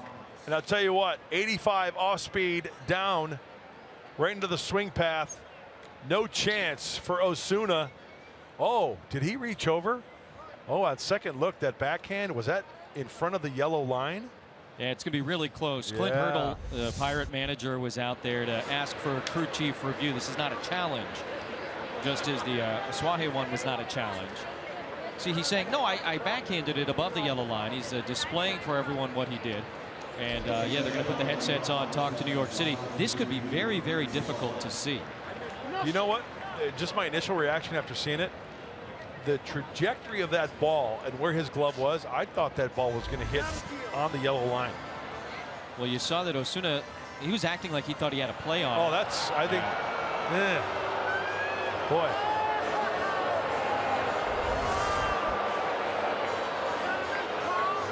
They're booing here their own fan, and perhaps the call. He's like, no, I was behind the line. Selfie. Look, this is where I was, way back here. But like you said, at least he had his glove. Now, if you're a Pirate fan, though, don't you want to say you caught it in front of the line?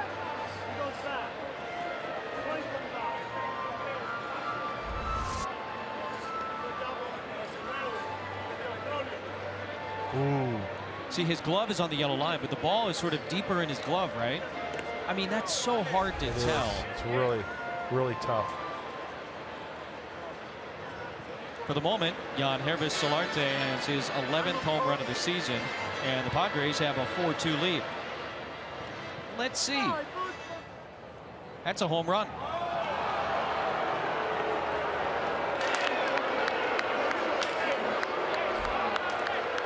High fives for Solarte. Is that the new Steve Bartman of Pittsburgh?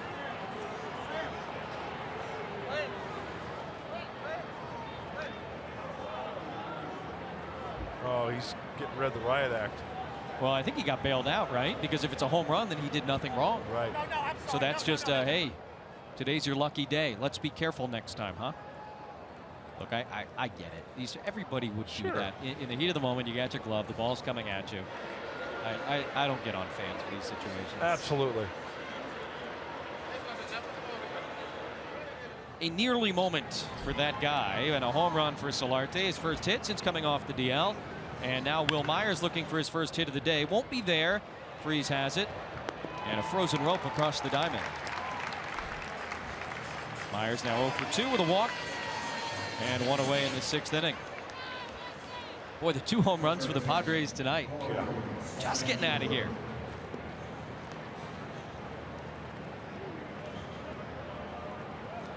So Myers still looking to get it going offensively. Suaje has gone deep.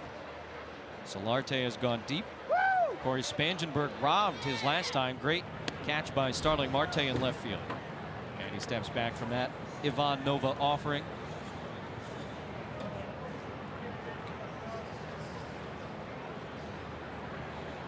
Padres and the Pirates playing some late night baseball here in Pittsburgh after the rain delay, and that one gets over Mercer and into left field for a base hit. So Spangenberg robbed his last time, avoids the glove of the shortstop there, and a 1-out single to keep the pressure on Nova here in the 6th. Yeah, Corey's swinging the bat really well, seeing the ball nicely. Short, quick, opposite way, just out of the reach of Mercer. As you said, Jesse, he could very easily be 3 for 3 tonight. A nice play in the 4th inning by Marte. Took a hit away from Corey.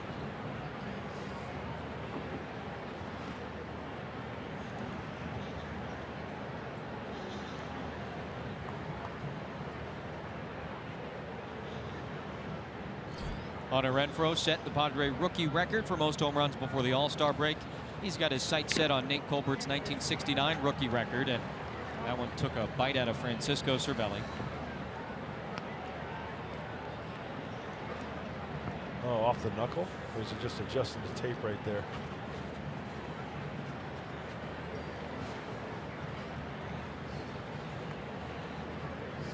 Plate umpire Lance Barksdale going to give him a moment, but you watch baseball every single night and you see what happens to these catchers. It will never cease to amaze me that some of these guys last the entire season. So you want to be a catcher, huh? Yeah, exactly.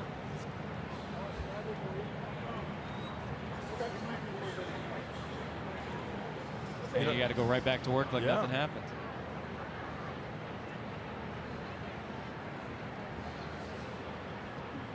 Check on Spangenberg. Corey's certainly a threat over there.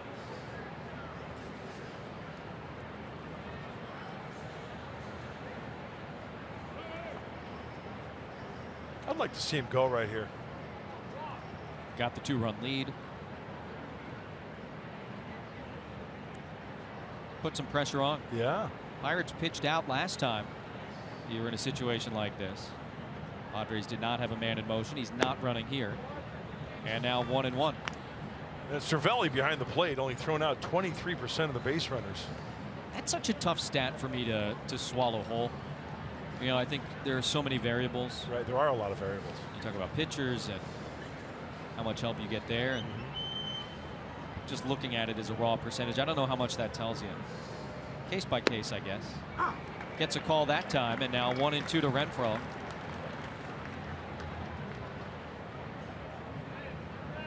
Yeah, I remember Ivan Rodriguez Pudge back in the day when he was the hot, right? Hall of Famer. Right, but his throwing out percentage, I remember one particular, it wasn't that high because people weren't running on him. Yeah, that's part of it too. Right. If you get 6 opportunities. Correct. Or whatever. Yeah. They like Cervelli a lot back there. Done a very nice job for them since coming over from the Yankees. This is his 3rd season in the black and yellow.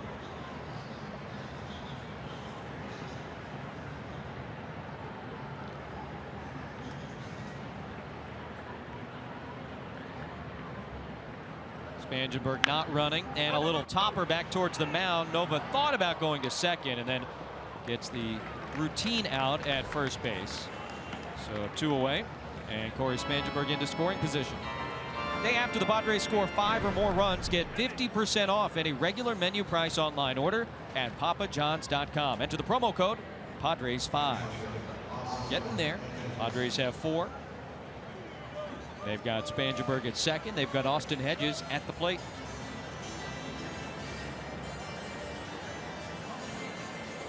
Austin walked and scored his last time up.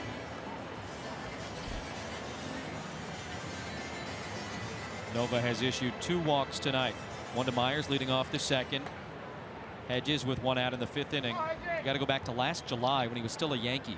For the last time Ivan Nova walked more than 2 guys in a single game. It just doesn't happen with him. That's a foul ball, and strike 1 to Hedges. You know how nice that is if you're playing defense behind Nova and you've got a guy who's like that? Oh my gosh. Quick innings. You know he's going to be around the plate. You know there's going to be action. Baseball's at its best when the ball is in play, and it's in play less than ever before. A lot of strikeouts, a lot of home runs, and that one is high in deep left field. Did Hedges get out in front of it? He did a little bit. Foul ball. Wow. Padres have come very close a couple of times the last couple of weeks in terms of foul balls. Think about Jabari Blash, that near walk-off on the last homestand against the Mets to right field, and Hedges just a little bit out in front of this one. Padres playing long ball tonight and flirting with the long ball. Here's the off-speed pitch, way out in front of it, catches it too far out in front for a long strike. So now no balls, 2 strikes. And he sends that one in the air on the infield. The shortstop Mercer makes the catch, and that's all here in the top half of inning number 6. It got started off, though, with a highlight. Yangervis Solarte with his first hit since coming back from the disabled list. It's a 4-bagger. Home run, Yangervis for 2, San Diego.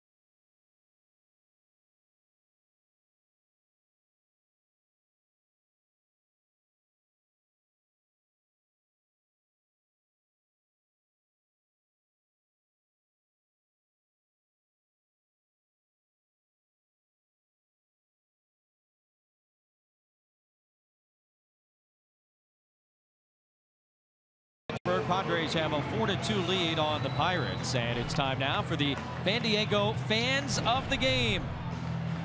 There they are.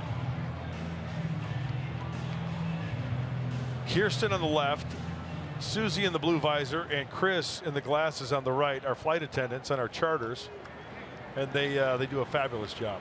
Put up with all of the nonsense and all the tomfoolery, all the ballyhoo. Work their tails off. Thank you much.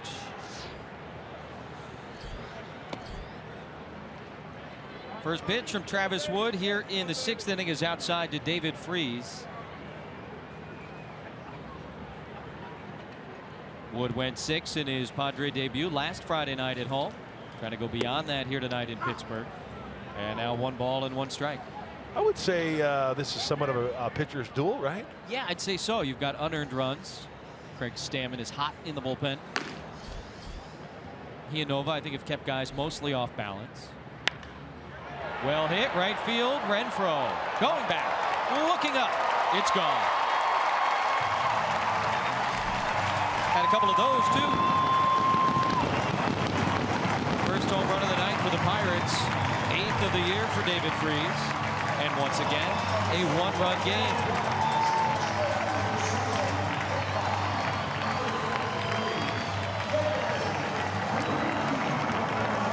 Well, we had the subject earlier. We talked about it. 3rd time around. And David Freese, the veteran, takes this pitch the opposite way with the best of them. He's out in front of it, elevates it over the wall in right. Now, a couple things, Darren Ballsy looks at it, Andy Green looks at it, location of the pitches, how well they are struck. We saw Stammen up in the bullpen. And of course, the pitch count. Remember last time he threw 81 pitches, and now a handful over that from last start at 86. Pirates have done great things this year when scoring at least 4 runs. And 6 in 45. And they're held to 3 or fewer. 2 balls and 1 strike now to Jose Osuna. He's getting the start tonight for Gregory Polanco against the left-handed starter. Freeze's home run against Wood made this a 1-run game. You talk about Travis Wood and the pitch count and everything like that, and people might be thinking he was a reliever in Kansas City, right? He was for the most part this year, but his last 2 appearances for the Royals were both starts. Yes. So when you talk about a guy's arm, being ready to start, he was pretty well stretched out, as the terminology goes. Up over 80 pitches in one of those, so this isn't a guy that was out there, working an inning at a time all season. He's prepared physically as much as he can be to be a starter, I think. Little broken bat flare. That's going to get down over Myers in front of Asuaje. And a single for Osuna after the home run by Freese. Yeah, Wood. All you can do is shake your head at that one. Tying run aboard. And it looks like Andy Green is on his way to the mound. Switch hitting Josh Bell scheduled to hit next. He's 0 for 2 on the night with a couple of flyouts against Wood, but he will not get the opportunity to face him a 3rd time here in the 6th inning. So Wood goes 6+ here tonight. He'll depart with a 1-run lead and a runner on first base. Craig Stammen coming in to pitch for the Padres, who have a 4-3 advantage here at the bottom of the 6th.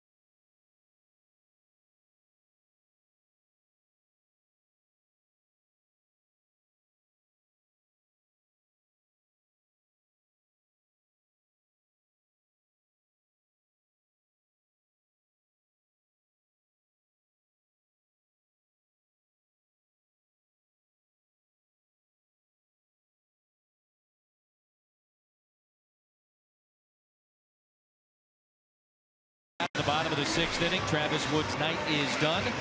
And a nice night, certainly, for Travis Wood. He goes 6+ and he departs, 5+, and he departs with the 1-run lead, responsible for a man on first base, which could be the potential tying run. And so Wood turns the ball over to Craig Stammen, and the pitching change is brought to you by El Cajon Ford. Well, last time Craig was out there was against the Twins a couple of days ago. He threw an inning, 1 strikeout.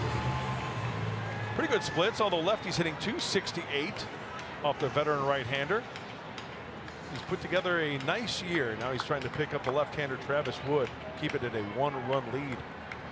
As we said, Bella switch hitter, so he turns around to bat left-handed against Stammen. And he fouls off the first pitch, 0-1. Stammen appeared twice last weekend against the Pirates. In fact, the first guy he saw in the first game of that series was this guy, Josh Bell, and he struck him out.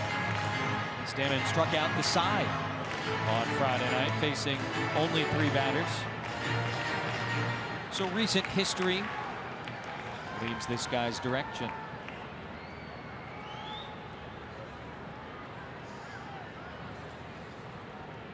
Stammen grew up in northwestern Ohio, not too far from here, and then Padres will play in Cincinnati after this, so perhaps an opportunity for some family and friends to come and see him.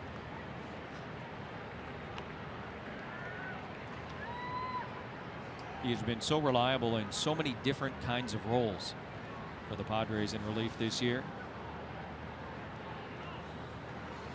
He inherits Osuna and he works to Bell. 1 ball, 2 strikes. You know, Jesse, you mentioned being reliable. Well, yeah, there's going to be some blips on the radar, some hiccups along the way when you get the ball as many times as Craig Stammen. But I tell you what, he can chew up some innings. He can get a hitter there. He can go 3 innings if you want. Bottom line is he's reliable, as you mentioned.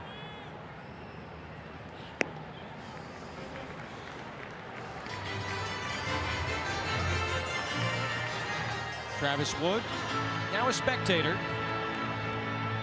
I love how Travis is on the top step, on the railing, in the dugout. He's pulling for Craig Stammen. That's a good teammate there. There are little things you look at, right? Center field, Margot in, now out. And a backpedaling catch by Manuel. That's the first out of the inning here in the 6th. Tomorrow, rookie sensation Cody Bellinger and the LA Dodgers battle it out with Yoenis Cespedes and the New York Mets. It's Dodgers-Mets beginning tomorrow at noon Pacific on FS1. Noon Pacific? Did I say specific? No. I was just having fun. Oh. Specifically, yes. Yes, it is specifically at noon. We'll be on specifically at what, 3:30. That's always a good one time to sneak into people. Yeah, you know, on the West Coast, it's nice. The Pacific Ocean, it's beautiful this time of year. What? It's like sometimes I always say my people ask me about my glasses. I said, yeah, they're prescription. No, they're subscription. I say. Ah, subscription glasses. Yeah. You get a new pair every month. Yeah, they kind of look at you funny.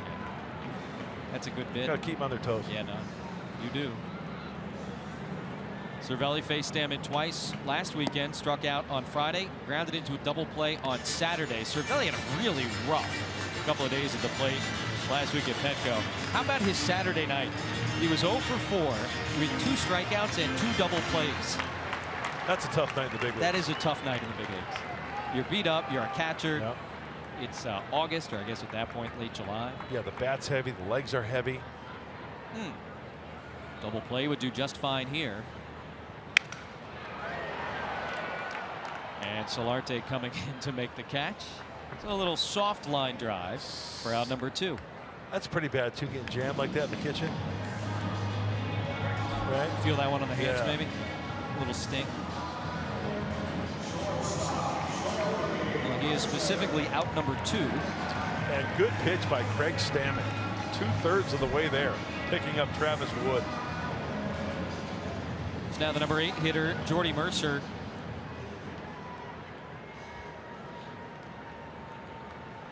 Home run by Freese to start the inning. Osuna singled. That was all for Travis Wood, and now Craig Stammen has gotten 2 outs. Nice stop by Hedges.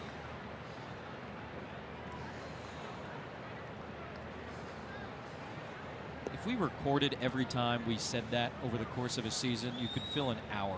Nice stop by Hedges. I think you're right, yeah.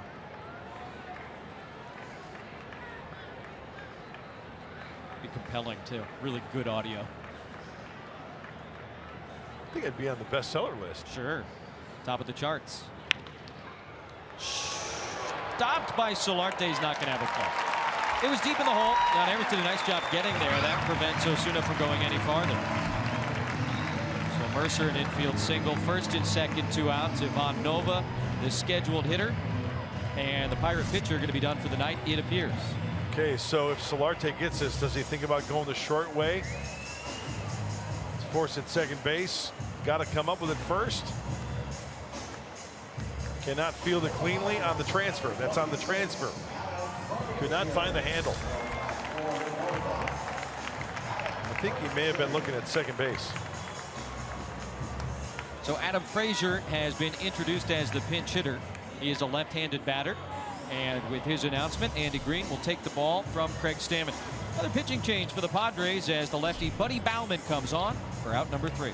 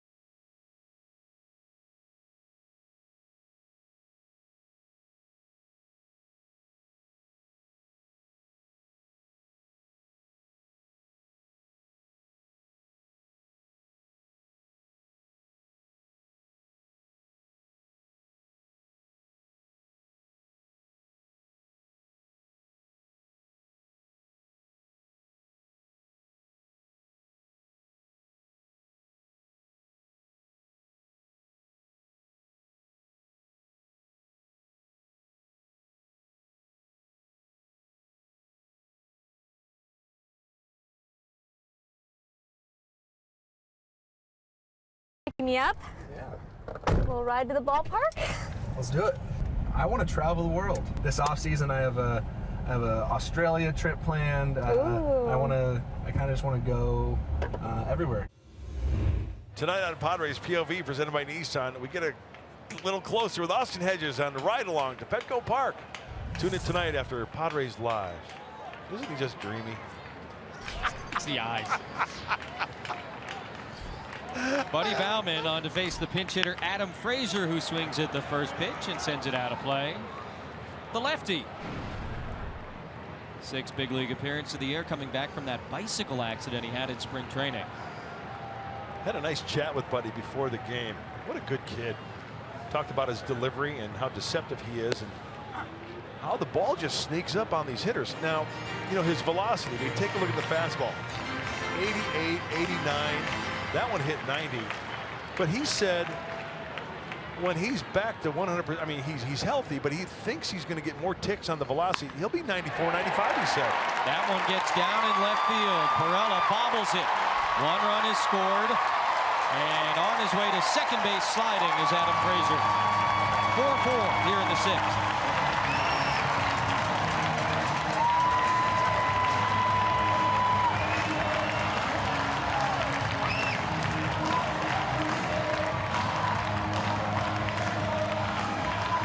Nova, who lost back-to-back starts for the first time since April, is off the hook.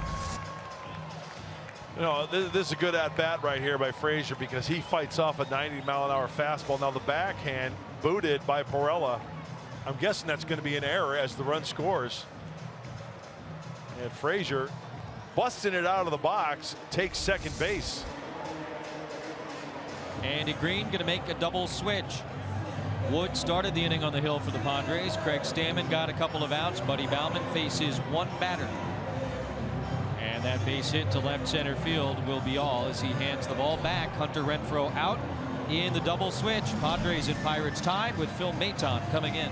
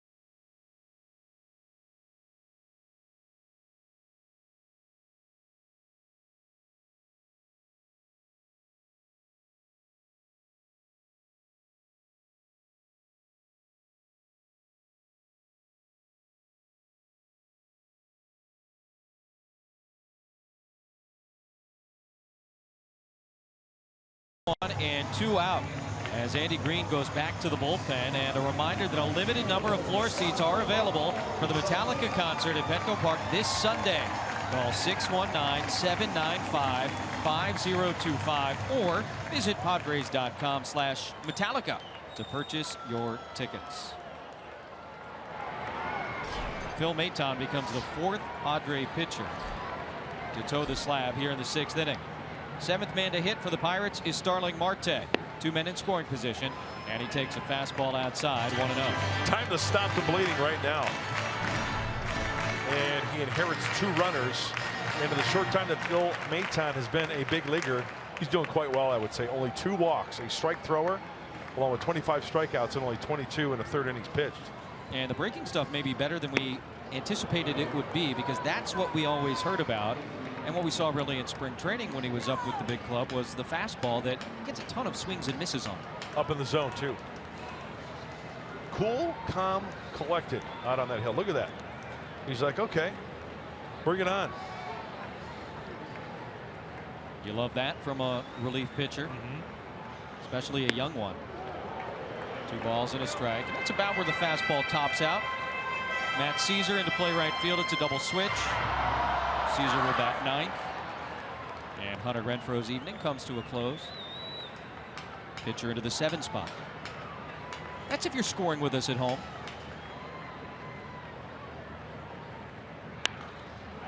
Marte fouls it off now. 2 balls and 2 strikes.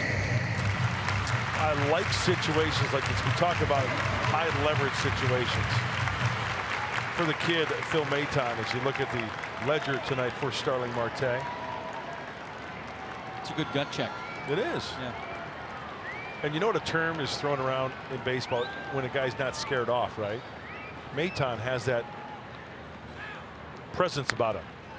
Off the handle should be the end of the inning. Myers takes it himself, and that's all for the Pirates here in the 6th. But they get 2 runs on 4 hits and an error, and we are tied.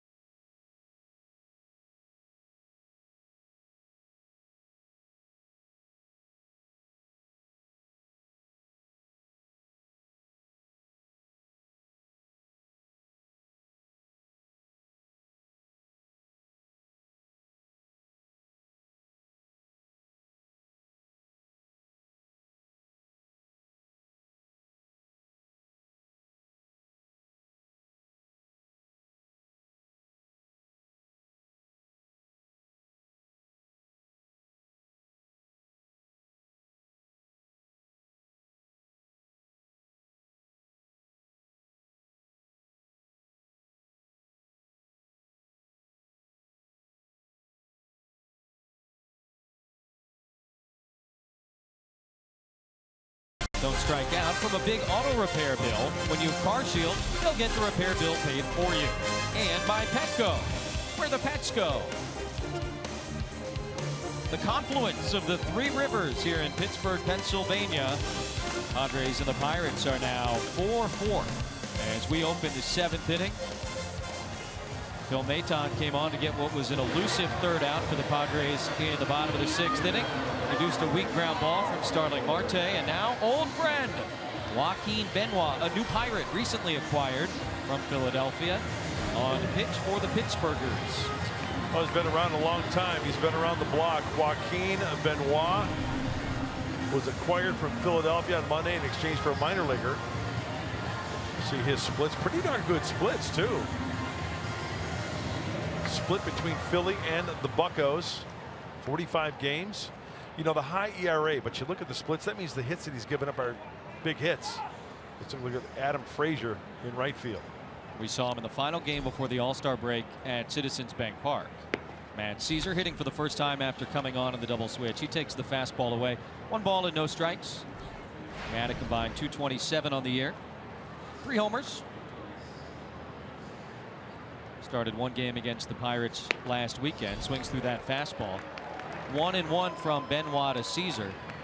And Joaquin was his usual reliable self. Worked the 8th inning in that game at Philadelphia against the Padres. Allowed a hit. Struck out a couple. You know the routine. He's kind of an old reliable sort of guy. And I don't just say old because he's getting up there in years, but he is now a 40-year-old major leaguer. That's great. He's put together one heck of a career. Known for his changeup. Remember when he was with the Padres, you know, the fastball was still there, 95, 96.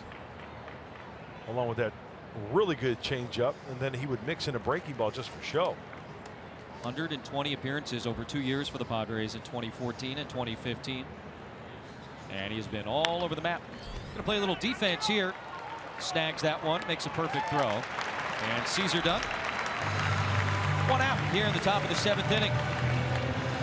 It's funny because Benoit, a lot of time at the beginning of his career as a Ranger, but I think of him as a Tiger, I guess because of the postseason appearances.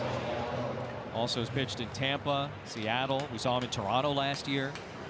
Philly and Pittsburgh here this season. He just keeps going and going and going. Made his major league debut back in 2001.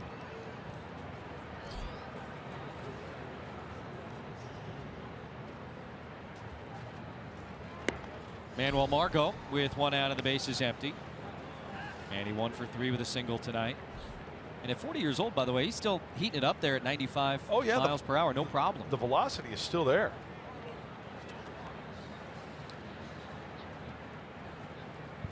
Manuel launches that one out to deep left field. Marte is on the move, and it's gone.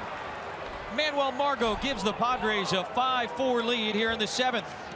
3rd consecutive inning that the Padres have left the yard, and Benoit gives up the home run to Margot. 5-4 San Diego.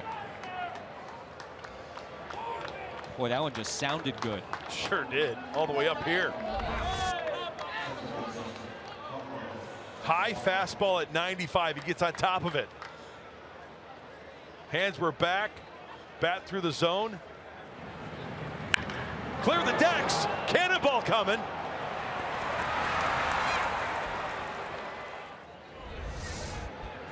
Carlos Isuaje homered a 2-run shot back in the 5th. And he takes a fastball strike from Benoit. Well, he said the velocity was still there, and Manuel turned on it. Like you said, 95. He got on top of it just enough. That fastball was up in the zone. Big and strong. Margot now 2 for 4 tonight. Just keeps hitting and coming up in big moments.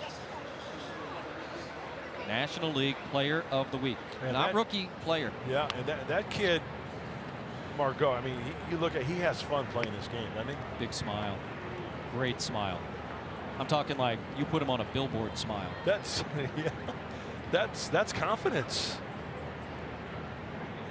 It's going to be a lot of fun to watch for a lot of years. There you go. Even the obstructed view smile is a good smile. 3 balls and a strike to Isuaje. Nice night.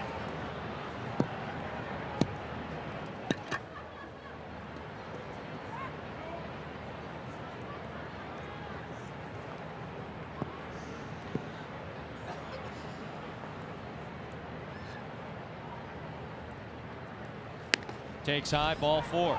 So Margot cleared it pretty easily, but our Bill Howe plays of the game, the 2 earlier home runs by the Padres that just made it over in the 5th inning with a man aboard. Carlos Dessuaje. This is not initially ruled a home run, but it was a 2-run home run. And then the very next inning, the 6th, Solarte leading off against Ivan Nova, just over the yellow line. They reviewed it. They called it a home run. And all the alligator claps. Solarte is back. And now, thanks to the Margot home run, the Padres back in front here in the 7th inning. So Dessuaje has been on board now 3 times in 4 trips to the plate. A double, a homer, and a walk. And Jose Pirela coming up.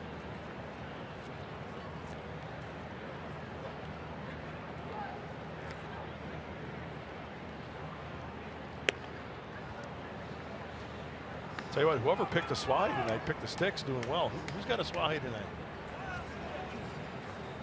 I don't remember. You had Margot, right? Yes, Don and I have Manuel Margot protecting a first place lead. We're doing very nicely tonight with a single and a home run. Rough night for me. Bob Scanlon, I've been told, has Carlos Dessuaje. Very nice. Good picking. Scans. Who did you have? Rough night for the kid. This guy? The guy at the plate, Jose Pirela. But hey, he can turn around with a 2-run shot right here.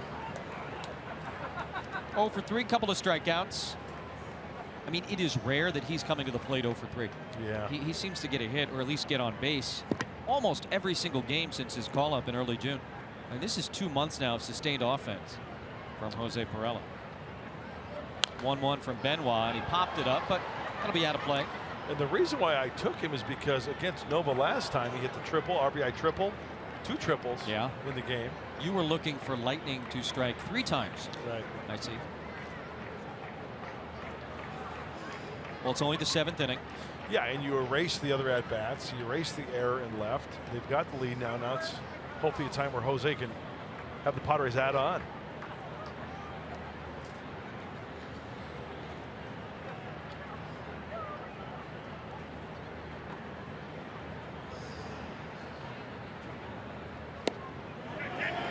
He'll check, and he went.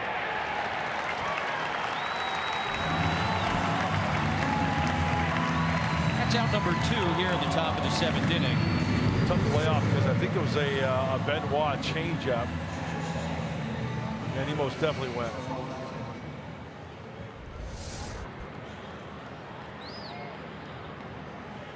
So now a couple of former teammates go head-to-head, Solarte and Benoit. It's funny you think about, Joaquin wasn't here that long ago, 67 games in 2015, but the Padre roster has turned over so much. Yangervis goes after the first pitch, fouls it back.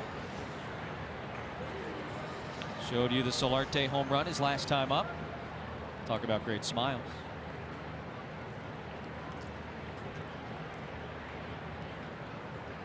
Brings an unmistakable energy and personality to this ball club. From day one, I remember when he was acquired at Wrigley Field in the dugout. It was 64 degrees. That's where it all started. It was 64 degrees, but with that smile, he brought it up to about 73. The clouds parted. The sun came out. Nah, he's one of these heart and soul guys.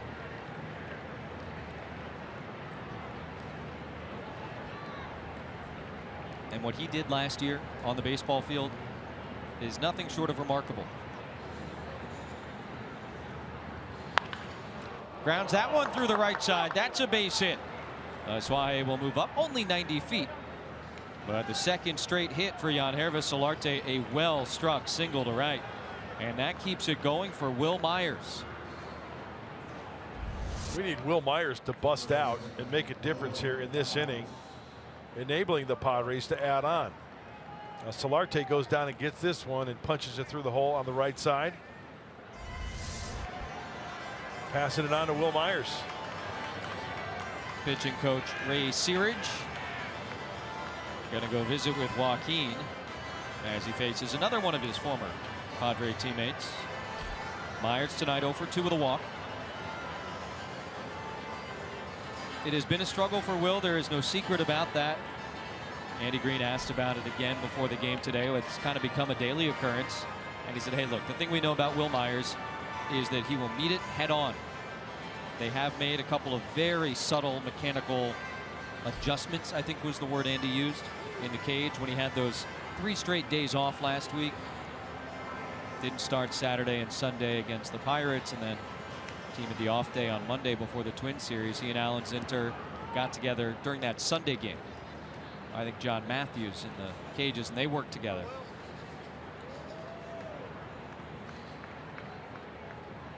And Will just trying to get it going.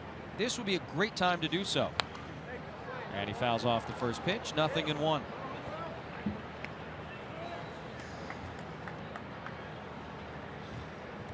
Not a lot of history between these two.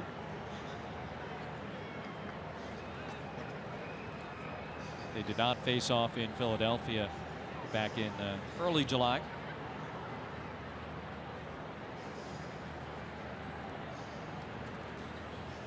Suaje at second and Solarte at first.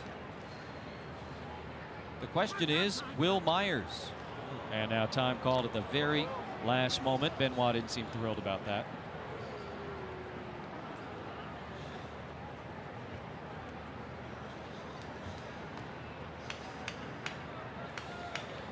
Kirby Yates now throwing in the Padre bullpen.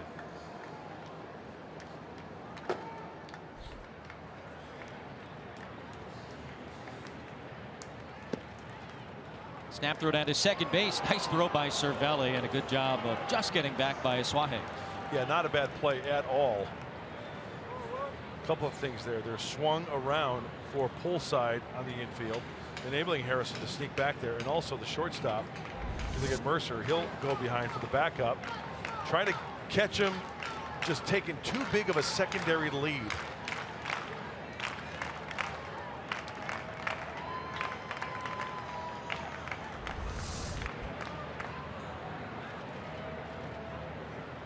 Padres trying to add on now a 5-4 lead after the Margot home run earlier this inning. And now 2 balls and a strike to Myers. Padres have homered in 3 straight innings. All of the run scoring in this game for both teams has come in the last 3 innings. Big night for Suaje. He's at second.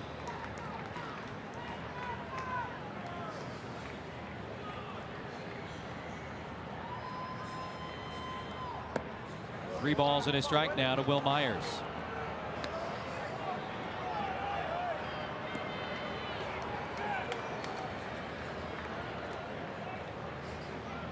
If you're just flipping on the TV and scratching your head as to why we're in the top of the 7th inning, there was a 2-hour and 5-minute rain delay at the start of this game. Been entertaining, though. Oh. That was a mistake. That was just a little bit too quick, too. 3-1. And that was up in the upper deck. That's way out in front of this one. 82-mile-an-hour changeup. Just a little bit too quick on that one. Where that ball ended, if you drew a line from Wil Myers, it's almost like directly in back of him.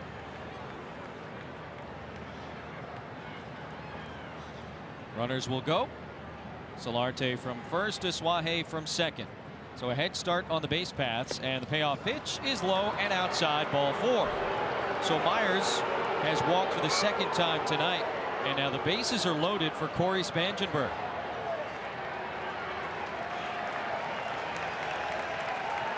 That's going to be all for Benoit.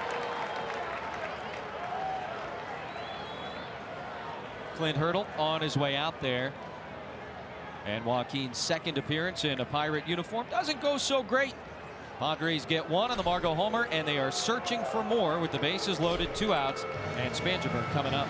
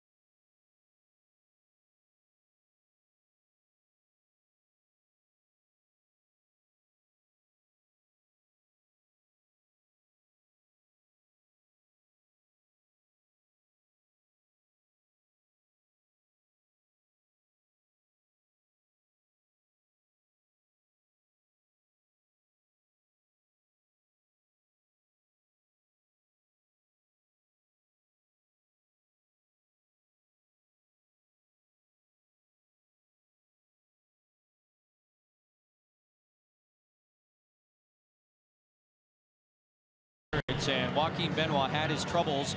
He departs with the bases loaded, turns it over to the right-hander A.J. Schugel, called up from AAA Indianapolis at the beginning of July, and now on for the 10th time this season at the big league level. Done a very nice job so far. AJ's been scored upon just once in his last 8 appearances. That's over 9 1/3.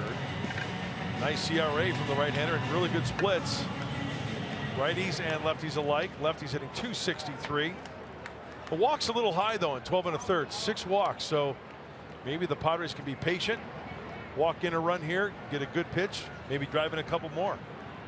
He's got a lefty right now in Corey Spangenberg, and if you're wondering maybe why Clint Hurdle didn't go to a left-handed reliever, the only one he's got is his closer.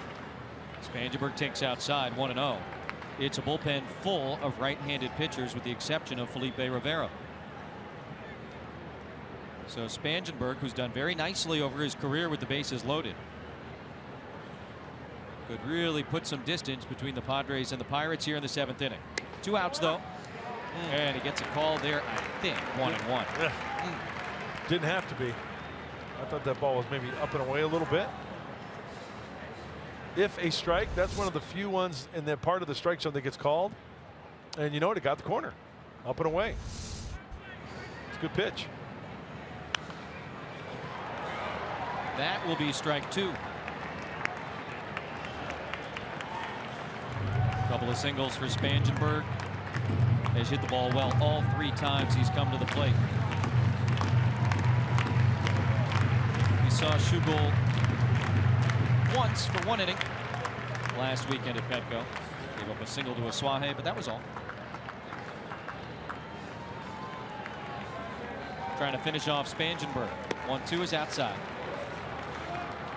Boy, big moment in this game.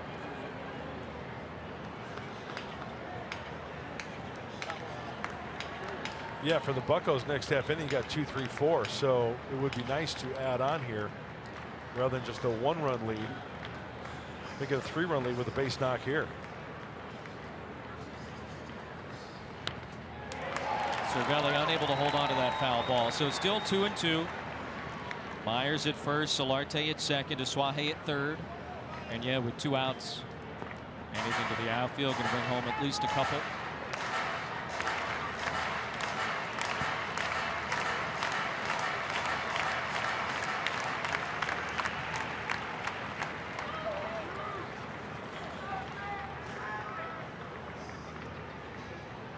Two balls and 2 strikes to Spangenberg, and now a full count, 3-2. Oh, this makes it interesting. Bases are FOP, full of Padres. Full count, 2 outs. Everybody in the starter block. Myers with a huge lead at first base. Bell playing behind him with a left-handed hitter up. Pitcher spot is next. Hector Sanchez in the on-deck circle. It'll be a 3-2 to Spangenberg. It's outside, ball 4. And the Padres get another. A bases-loaded walk issued by A.J. Schugel, and you said it. He's had a very nice first month here in the big leagues in 2017, but the walk numbers have been high for Clint Hurdle's right-hander. And patience paying off. Good plate appearance by Corey Spangenberg, taking the walk and passing it on to the next guy. So after the earlier double switch, as mentioned, this is the pitcher's spot in the number 7 hole. And big Hector. He's come up with a couple big pinch hits this year. How about putting one in the river right here? Certainly capable of it. There's no question about that. And he takes strike 1 from Schugel. Margot and Asuaje have both homered, as has Yangervis Solarte. Couple of runs here in the 7th for the Padres, and looking for more with pinch hitter Hector Sanchez at the plate.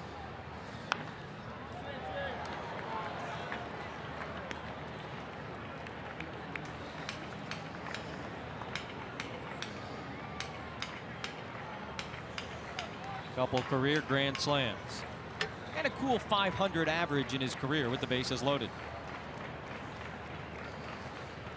Schugel's ahead of him though.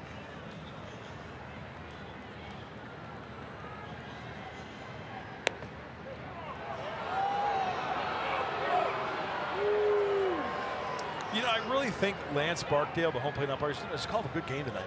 I thought he's done really well. I mean, these pitches are close. I mean, that, it's off the plate a little bit. And I've seen many umpires call that ball a strike. Like the pitch that he got, remember, up and away? I thought it was a ball. It was a legit strike. To Spangenberg. Yeah. No complaints here. 1-2. Hector takes low. And again, Schugel getting ahead, but then unable to finish a guy off, at least for now.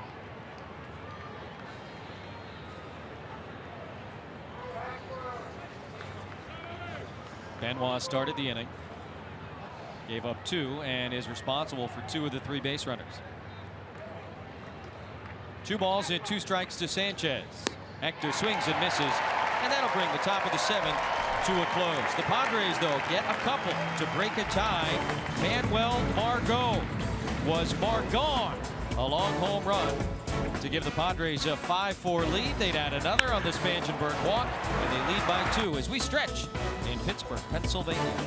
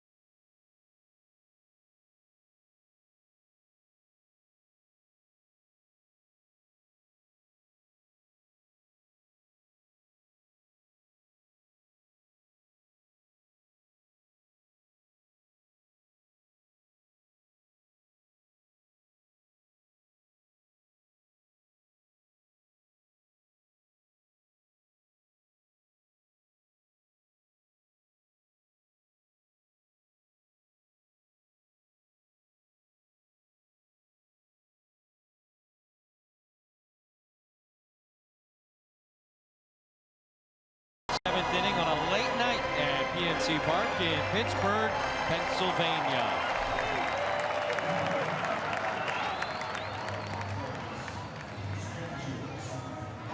Kirby Yates on to pitch for the Padres. He is protecting a 2-run lead. And the 7th inning stretch is presented by your San Diego Hyundai dealers. This guy has been a stud out on the mound for the Padres.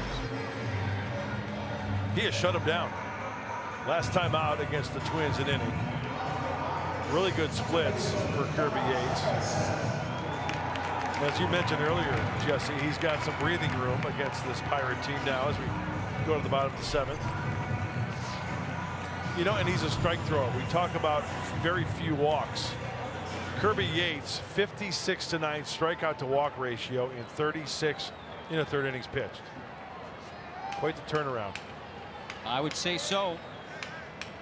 Josh Harrison to lead it off. Then McCutchen. Then Freese, like Mud said. A 2, 3, 4 in the batting order as you take a look at the combined numbers between his 2 Southern California stops this season. Most of that work coming with the Padres. Right-handed hitters just 169 against him this year. Harrison an RBI single his last time up. And now 1 ball and 1 strike.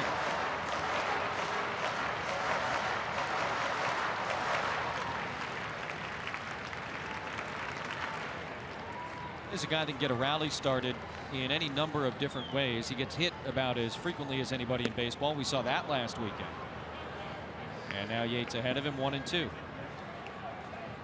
The art of the hit by pitch. And this guy is one of the Picassos in baseball today.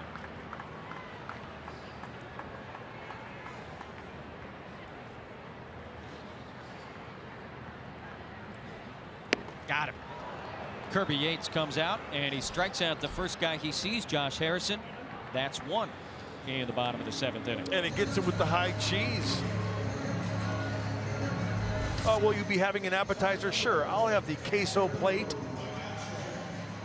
94, top part of the strike zone, and Harrison cannot catch up to it. Here in Pittsburgh, that's got to be provolone. Oh, I see it. Yeah. Regional cheeses. They adjust the cheese used depending upon what part of the country you're in. Wisconsin's like American cheddar. Yeah, I'd say cheddar. Where do I go for Limburger? It's a good question. Munster. I love Munster cheese. I know there's a Munster, Indiana. Muncie. No, there's a Munster too. Is there a yeah, Munster? Oh. It's right on the border of Illinois and Indiana. Is that where the cheese comes from? I don't know. Got the orange edges. Delicious. Kirby Yates from Hawaii. What kind of cheese would they have in Hawaii? Gouda? It's Dutch. Is it? Yeah.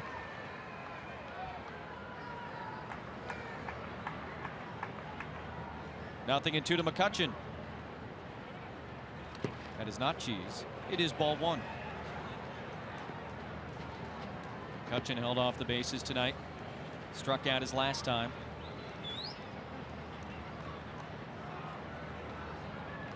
You know, Kirby's not afraid to throw that 2-seam fastball in on the righties. He's doubled up, he's tripled up at times. And we know that when McCutchen gets extended, he can do some damage. Yeah, he likes to hit the ball the other way. See, like that there, yeah. Now he might go right back in there. Into his kitchen, where he keeps his cheese. Yeah. You want to refrigerate your cheese, of course, in your kitchen.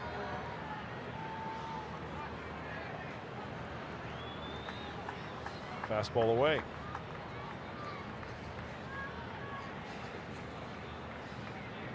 Here's the 2-2. And McCutchen fouls it away, fighting it off, 94 miles per hour.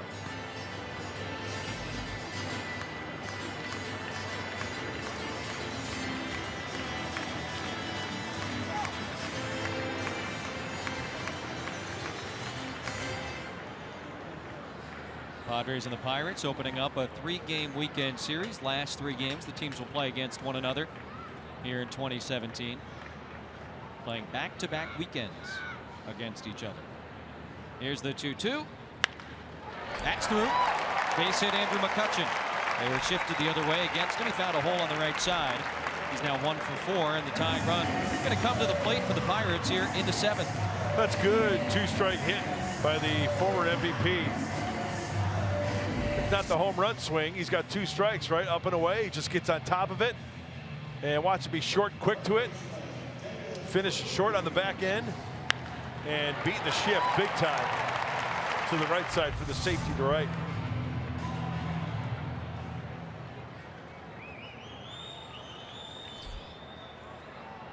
Freese homered his last time up. He's 1 for 3.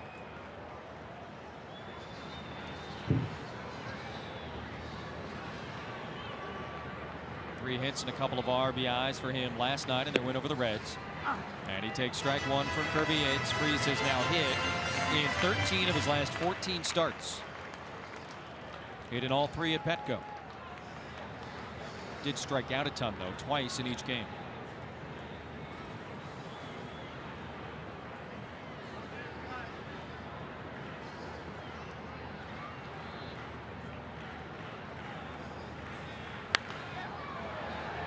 You know what?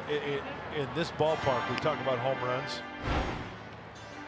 Here's the Freese home run from his last at bat. Solo shot, leading off the 6th inning. I was just about to say that was a breaking ball. You know, Kirby Yates has got the good fastball away.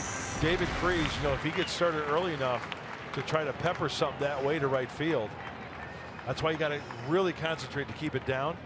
But if you get 2 strikes like here, go up and out of the zone. Something he's going to chase. Nothing he can do some damage with. Hits it again to right field and deep. Caesar will look up, and it's off the wall. McCutchen will be held at third as the throw comes back to the infield. A double for David Freese. His second hit of the night. And now the potential tying run in scoring position for the Pirates here in the 7th. Exactly what I was talking about. 2 strikes. He wants it in, but it's not up enough. Boy, I tell you what, he got his hands through nicely. Hands in close to the jersey, getting the barrel on it, and about what, halfway up or so? Anyway, you look at it, it's a double for David Freese. He just didn't go up and in enough.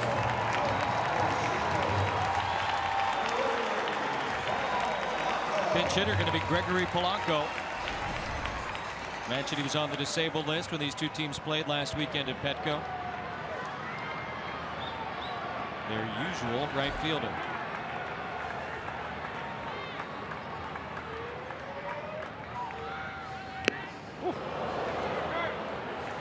That's a piece of Swiss right there, because that swing had a hole in it.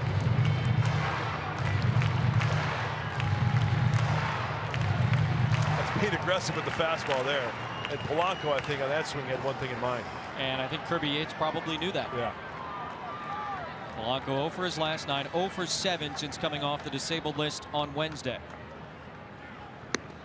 Lifts up the hands, and now 1-1.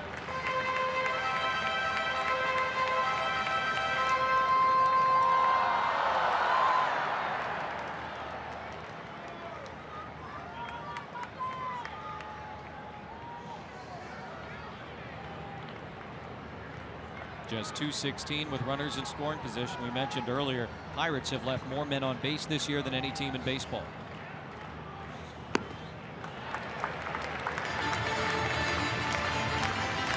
First base is open, but obviously you got a 2-run lead, and the guy on deck, Josh Bell, switch hitter, dangerous hitter.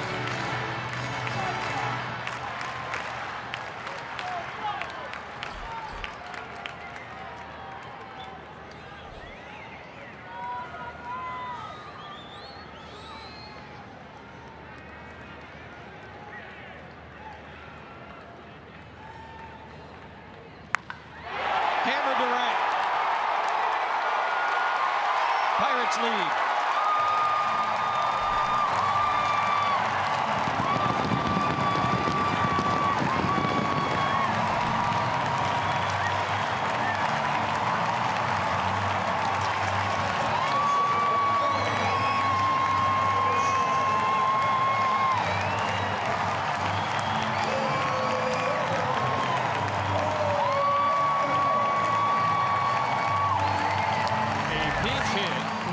Home run for Gregory Polanco. Well, from the get-go, Kirby Yates wanted to bury the fastball in to Polanco. This is a 2-1 fastball, and that's on the fly, folks.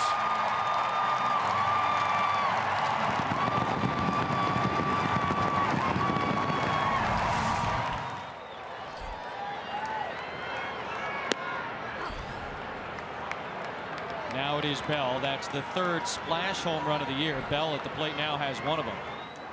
That's the first one to go in on the fly since May of 2015 when Pedro Alvarez did it.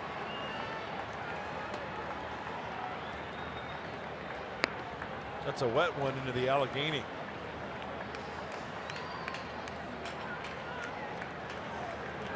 That's a clutch home run. Big time.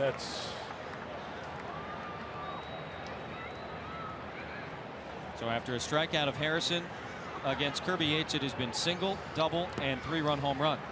And now 2 balls and a strike to Josh Bell.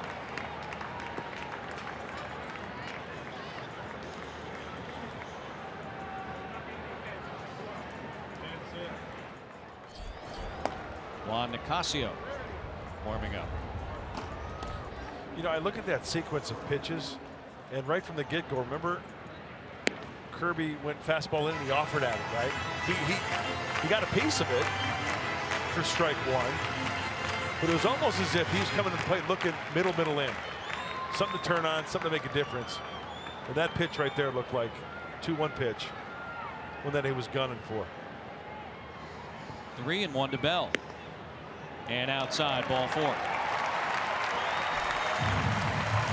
Bell aboard safely for the first time tonight. He had flown out each of his first 3 at-bats, and Darren Balsley going to go visit with his righty.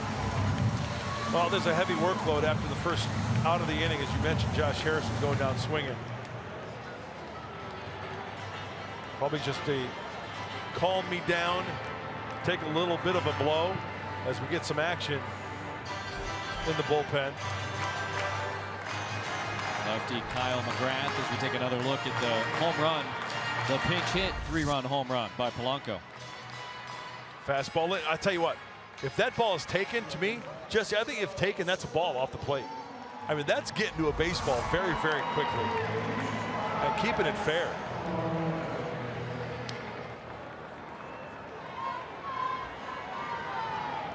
Francisco Cervelli. He's certainly a double play candidate, and that would be a great result right here for Kirby Yates. He gets the ground ball. Solarte has to go off the glove into left field.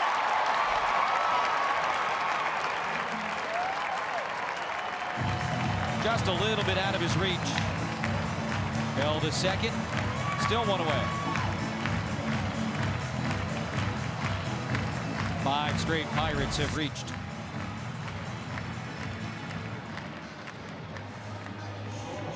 Very catchable ball for Jan Hermes. Just didn't get the good first jump on it. Once again, we mentioned the range.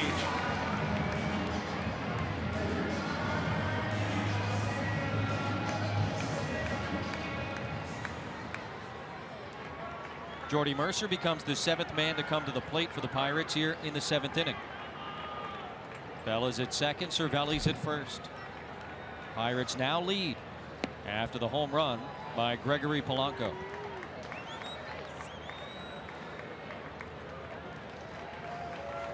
It is midnight here in Pittsburgh.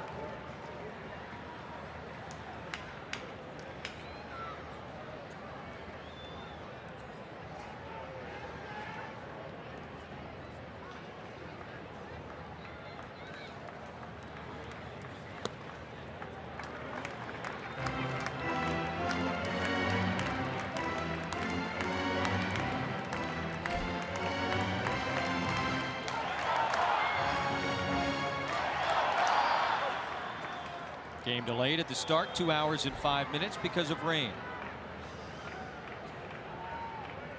Night game tomorrow, so plenty of time to recover for both of these teams. Mercer takes, and now 3 balls and no strikes. Doesn't look like the Kirby Yates we've seen most of this year. No, and you know what? With the year he's had, if it's going to be 1 out of 20, 25, right? Yeah. I'll take that.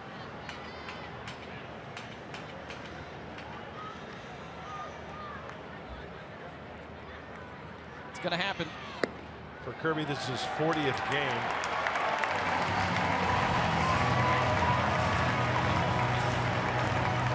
You're not going to be perfect every time out.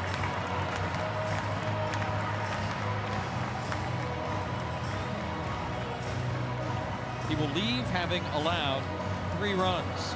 But the bases are loaded. There's just 1 out, and the young left-hander Kyle McGrath coming on. So Yates out, McGrath in. 7-6 Pittsburgh in the 7th.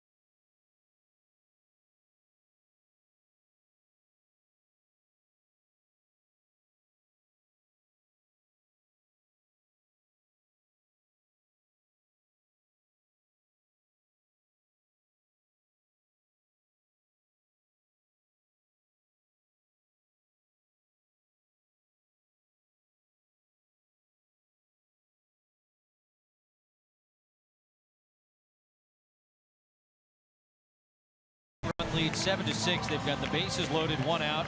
Adam Frazier coming up against the lefty Kyle McGrath.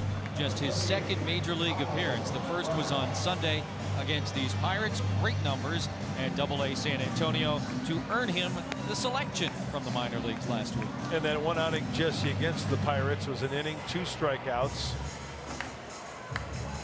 Pretty much just a 3-pitch pitcher. A lot of 4-seam fastballs, a lot of changeups. It's his primary secondary pitch, along with a slider. Kind of a funky delivery from the left-hander, coming straight over the top.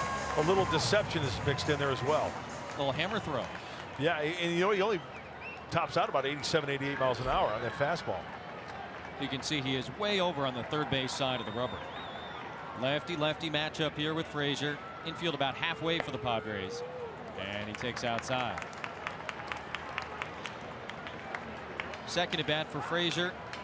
Pinch hit RBI single in the 6th inning. Stayed in to play right field.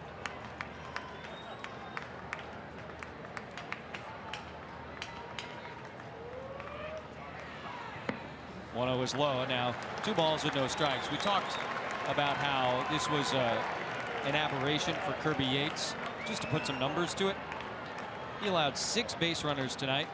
In all of July, Kirby Yates allowed 5 base runners.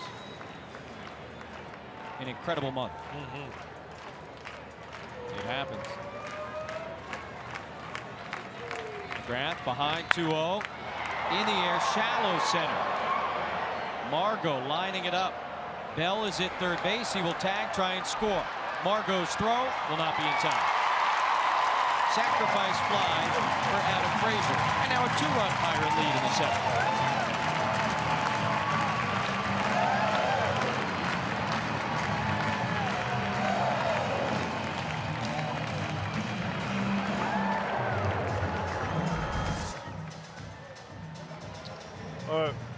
McGrath missing with location. He wanted that one down and away. It leaks middle in, and underneath it just enough. Now Margot sets up. He does everything right. Charges right over the top. No way they're going to get Bell.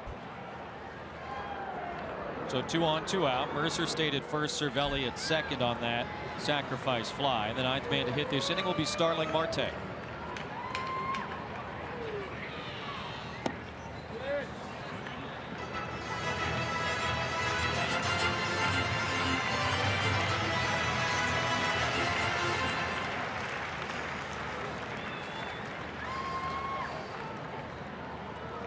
McGrath, a 36th round pick 3 years ago, pitching in the big leagues and inheriting quite a situation. Spins that one low. 2 balls, no strikes.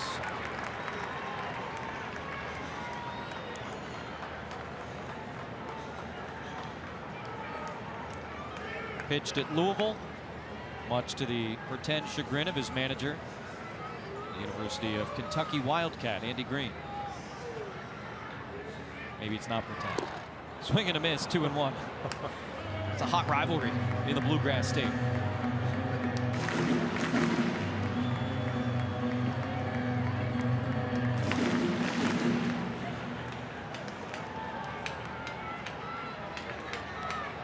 Marte 0 for 3 with a walk and a stolen base.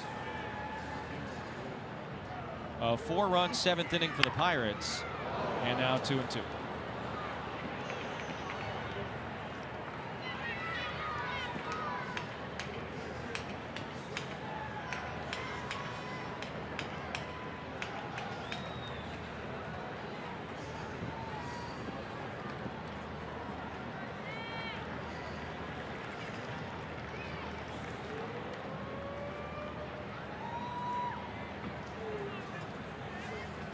Two.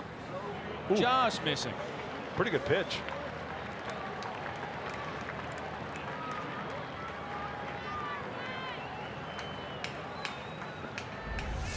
What do you think? Is it at the knees? I think that's a strike, huh? 3 balls, 2 strikes. The runners will be off. Cervelli and Mercer go, and the pitch is inside, ball 4. The Pirates have batted around here in the 7th.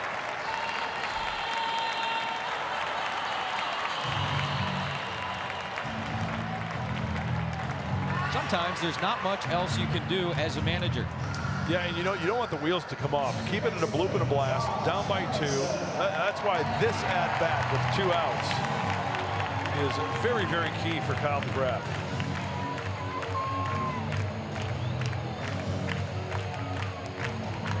What's done is done. Keep it at 2.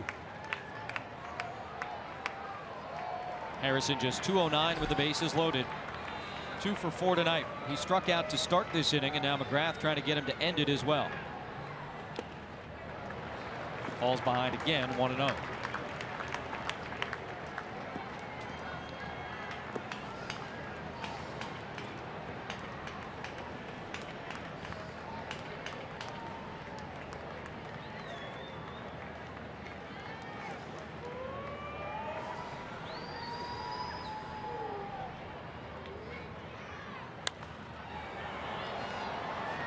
It's got to be hard for a guy, a veteran guy like Harrison, these Pirate hitters, to hit against a guy like McGrath. They've never seen him. He's not a hard thrower, so it's kind of hard to stay back. We talk about letting the ball travel a little bit. Guys throwing below the hitting speed. And that was an 87-mile-an-hour pitch right there. Harrison kind of lunging out just a little bit to try to get to it. 1-1 from the lefty, a stroke to center field. That gets at least 1 home. Cervelli scores easily. Mercer on his way. The throw goes to third and safe. And at third base is Marte. A 2-run single by Harrison. A 6-run Pirate inning and a 10-6 Pirate lead.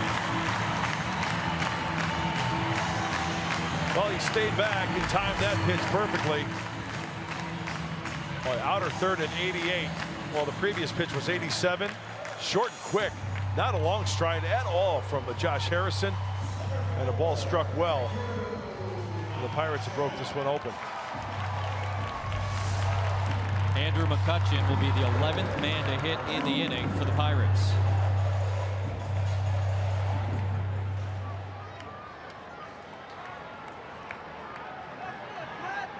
His 1 hit in this game came earlier this inning.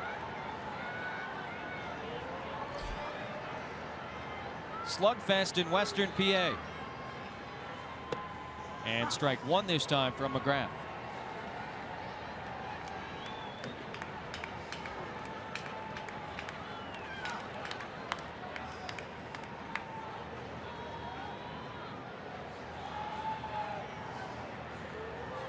Marte at third, Harrison at first. Harrison dancing at first. And now 1 ball and 1 strike to count to Andrew McCutchen.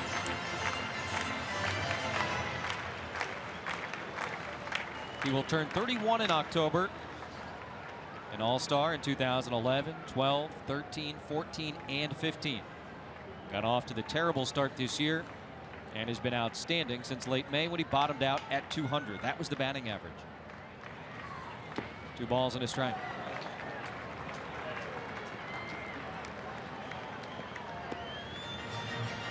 McCutchen leads the Pirates in pretty much every offensive category. Hits, runs, RBIs, homers, walks.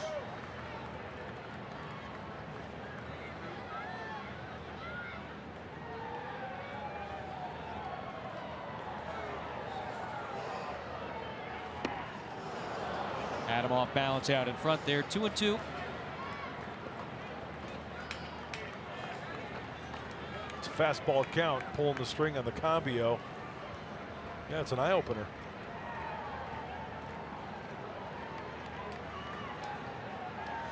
Second big league appearance. Runners on the corners, couple runs in. Andrew McCutchen at the plate. Have fun, Kyle McGrath.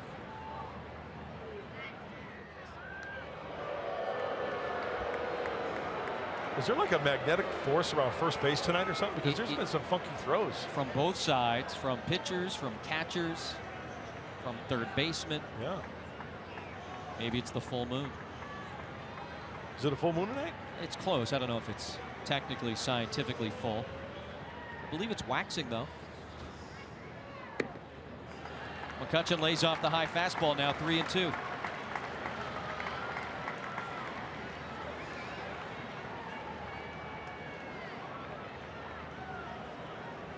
Waxing crescent? Waxing gibbous, actually, but you know.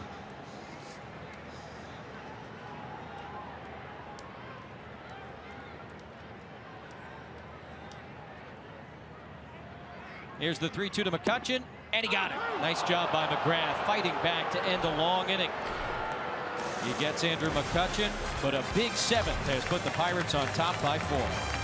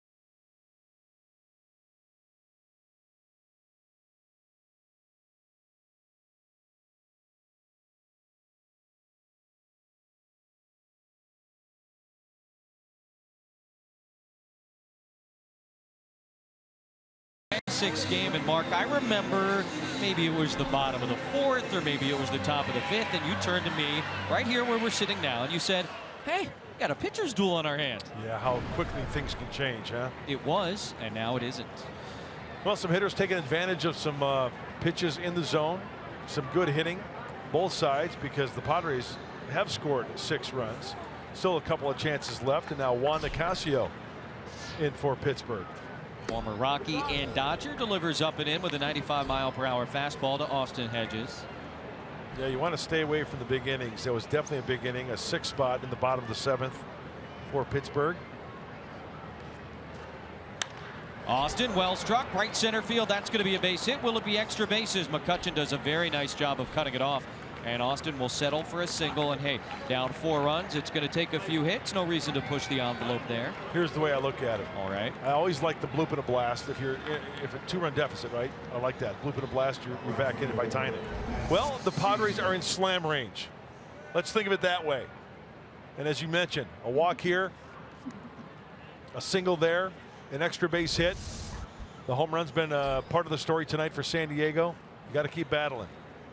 Nicasio worked in the 8th inning twice last weekend against the Padres. He's got great numbers working in the 8th this year. He's very comfortable in this role as he gets ready to face Matt Caesar, and he gets ahead of him. No balls in his strike. In the 8th inning this year, he's got a 1.04 ERA. And I find that to be such an interesting conversation you can have with relievers, and how important it is to some guys to kind of know what their role is out of the bullpen and to feel comfortable in that role. Well, I think that's mainly what it is. It's when a pitching coach or manager says, hey, you're our fill-in-the-blank guy. First of all, the player's got to accept it, and if you can accept it and you succeed, hey, have at it. There are many guys out there that are very comfortable being in the setup role in the 8th. hand it over to the closer for the ninth. 0-2 to Caesar, hit him on the elbow. Painful, maybe wrist. An uncomfortable way to reach base, but he does. And now top of the order, and Manuel Margot, and the question becomes whether or not Caesar is going to be able to stay in this game. Where's that elbow guard? I thought that's where it got him, but obviously the attention is on the hand and the wrist. And Matt just pointed to exactly where it was. Squeeze test. 96 miles per hour.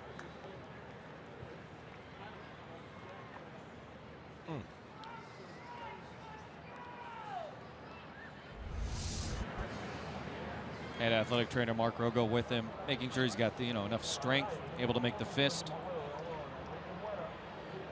range of motion.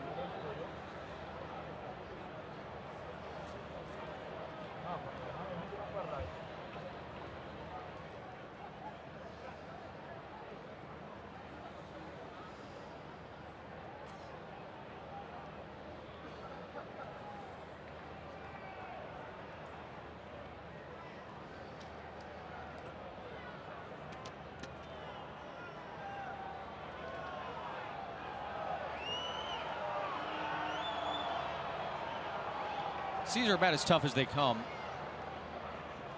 And he's going to be able to stay in at least for now. So runners on first and second, nobody out. And the usually reliable Nicasio gives up a single, hits a batter on 0-2. And now Margot, who homered his last time up, is at the plate in another big spot.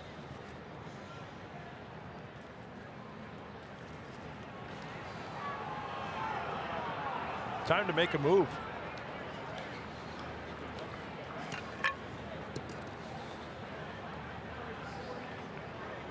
Six straight scoreless appearances for Nicasio, but Margot more than capable of doing some damage here. Padres have scored in 3 straight innings, trying to answer a big bottom of the 7th by the Pirates. And that's a big swing.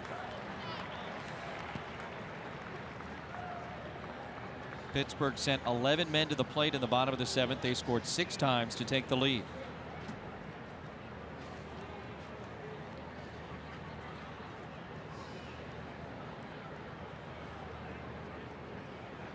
And it really was a pitcher's duel for the first few innings. But things have certainly changed.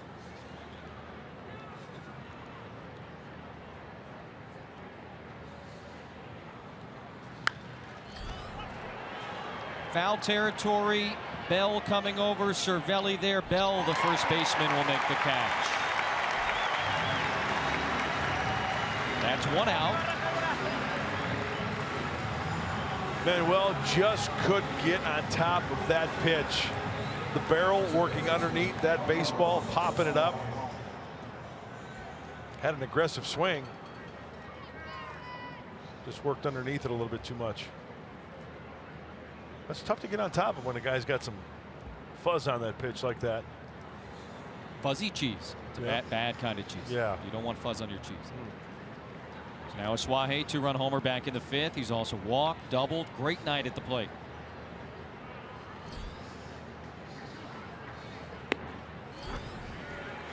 That's easy 98 right there.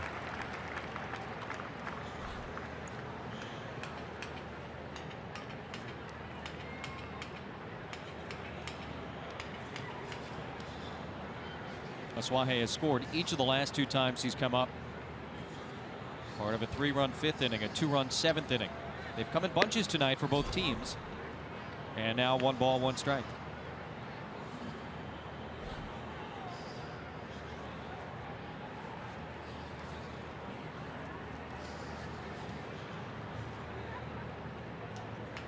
Caesar at first, Hedges at second. Juan Nicasio working in a setup role with his team up 4, and now a ball and 2 strikes on Aswahe.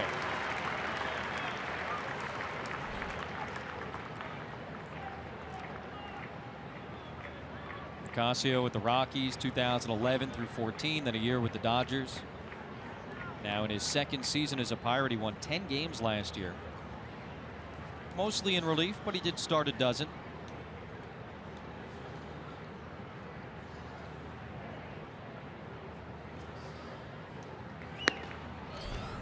You know, I think you mentioned it earlier.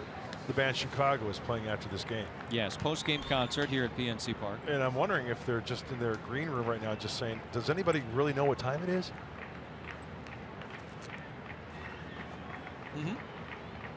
Does anybody really care? Well done. Well done. Well, it is now a Saturday in the park. 2-2 is swung on and missed. 97 miles per hour. Suaje cannot catch up. That's out number 2 after the first 2 reached, and we'll revisit our keys to the game. Brought to you by your San Diego Honda dealers. And the first one was make the Pirates walk Woods playing. Travis Woods starting for the San Diego Padres tonight. 5 innings, 6 hits, 4 earned runs. He struck out 5 and no cannonballs for McCutchen. He's 1 for 5 with a single and a run. It's the other cannonball that hurt Gregory Polanco, the pinch hit variety, a wet one in the Allegheny. So now 2 on and 2 out, and Jose Pirela will be pinch hit for. Interesting here to see Alan Cordova.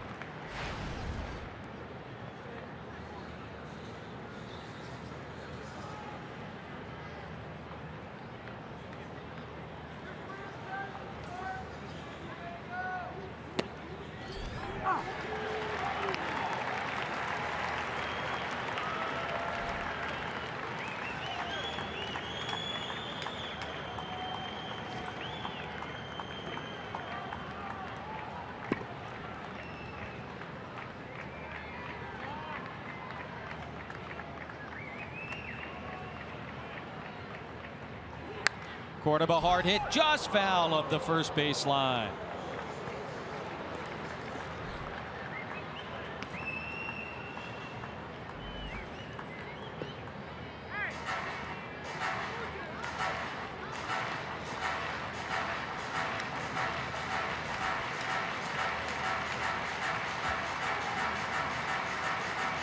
Nicasio got himself in trouble right out of the chute. Single by Hedges. He hit Caesar on 0-2. But he has since gotten Margot, gotten Suaje, and now ahead of Cordova, no balls and 2 strikes. Allen pinch hit on Sunday against the Pirates. Started 1 game against Pittsburgh. That was Friday night. And he hits it hard, but pretty much right at the second baseman. Harrison goes the short way, and that ends the threat in the 8th. Padres had the first 2 on, but could not score. They trailed by 4.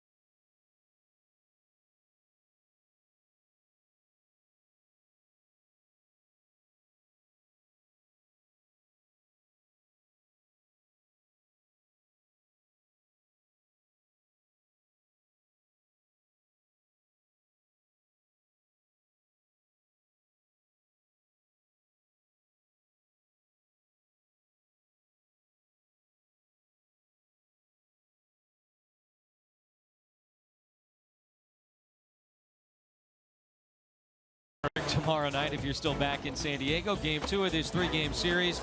It all begins at 3:30 in the afternoon back home with Padres Live, the pregame show. And a couple of guys going head-to-head who were both winning pitchers last weekend. Dinelson Lamet took the win on Saturday night against the Pirates, and then Garrett Cole went 7 strong on Sunday afternoon as he beat the Padres and salvaged the final game of that set a week ago for the Pirates. Here in the bottom of the 8th inning, it is a 10-6 Pittsburgh lead. And that bench emptier and emptier. It has become a substitution palooza here as both teams really having to make a lot of moves with a lot of moving pieces in the bottom of the 8th. David Freese leading off. He doubled and scored last inning. He homered in the 6th as the Pirates have come on late offensively. The big inning was the last inning, the 7th inning, in which they sent 11 men to the plate and scored 6 times. Pitcher spot is next for the Pirates. And now 1 ball and 1 strike from McGrath to Freese. Well, now it is literally Saturday in the park.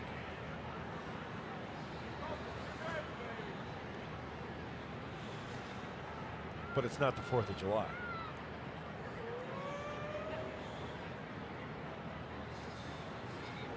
Ball and a strike to Freese, and he takes high from McGrath. 2-1.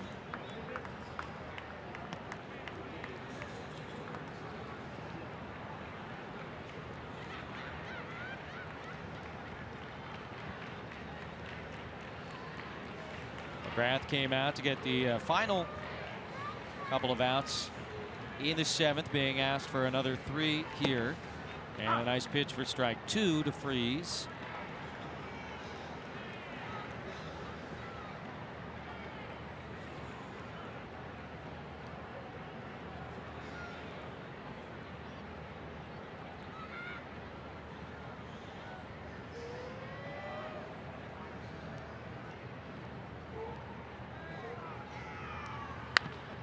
Ground ball, second base. That's Carlos Asuaje. Longer throw than usual for the second baseman, but he's able to make it. Freeze down and 1 away here in the bottom of the 8th. This copyrighted telecast is presented by the authority of the San Diego Padres and may not be reproduced or retransmitted in any form. The accounts and descriptions of this game may not be disseminated without the express written consent of the San Diego Padres. Encino Man coming to the plate. Chula Vista's own John Jaso. We did not see him last weekend. He did not get into any of the 3 games at Petco Park. But he'll pinch hit here for the pitcher Nicasio. The batter's box to him is only an idea. It's a thought, a theory. And he fouls it out of play, 0-1. And look at the 1 foot. I know. Hey man, you be you. It's different, yeah. We talked about it earlier how he was in an 0 for 34 skid. Prior to pinch hitting on Thursday, he got a knock. He's in the box. Yep. Swings the leg around, takes the breaking ball for a strike. 0-2. It's the most amazing thing in baseball. You get all the different guys who look so different in the batter's box or on the mound, and it just works. Whatever works for you. I mean, that is not conventional by any stretch of the imagination. And here he is in the big leagues. Just missing. And now 1-2. Jason will be 34 next month.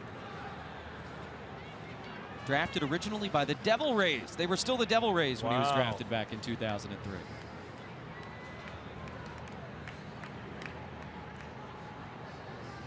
One-two from McGrath. You know, it's like pitchers, the way they have their delivery. Hitters have their certain setup, but it's all on when that front foot is in contact with the ground, the hands are back, and the ball is approaching the hitting area. That's where you want to be, right? I mean, he's open, but when he's about ready to swing, sure, the front foot is set, the hands are back, right? There. And he got it. Second strikeout for Kyle McGrath. He got McCutchen to end the 7th. Now 2 outs for the switch hitting first baseman, Josh Bell.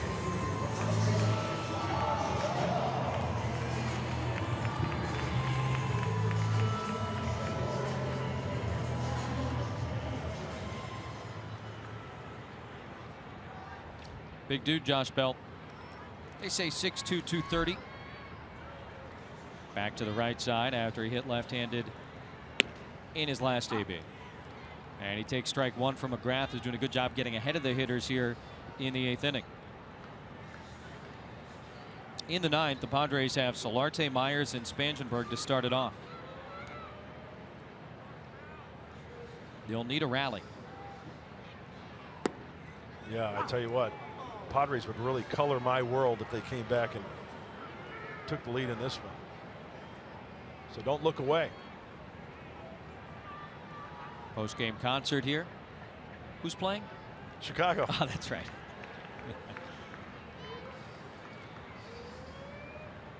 Ahead of him 0-2. The pitch to Bell is taken low. Now, is this Chicago sans Peter Cetera? Or is Peter Cetera going to be singing for Chicago? Because I don't think he's with the band anymore, is he? You know what? I was not down in their green room before the game. See, to me, Chicago's Peter Cetera. I wish you were here, Peter Cetera. Hard hit and off the glove of Solarte at third base.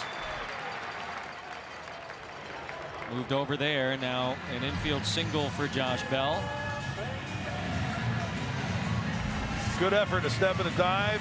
There's the reaction, the step, the dive, off the glove.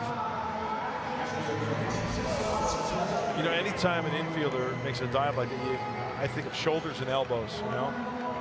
I've seen players dive to the right or left and they roll the shoulder. But Jan Hervis, okay on that one.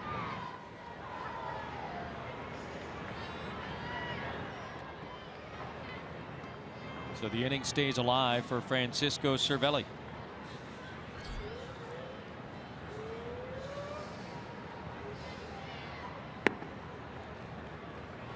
Two hits tonight. He had been 2 for his last 27 coming in. Yeah.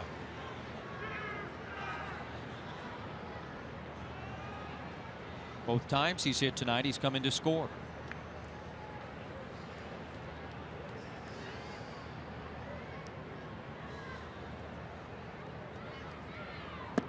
You know, when you saw that dive from Solarte, and then that's a good sign, right? Being on his toes. We saw him at shortstop diving for some balls over there. And since I talked to Jan before the game, he said since coming off the DL, he's feeling stronger every day.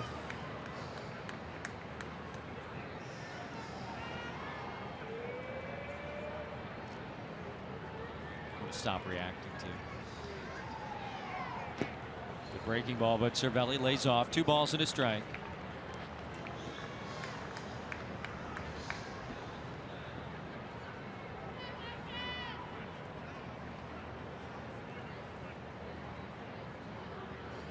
Always fascinated by the conversations that take place at home plate.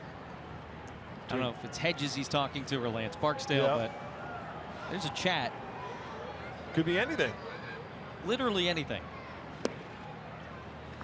3 balls and 1 strike.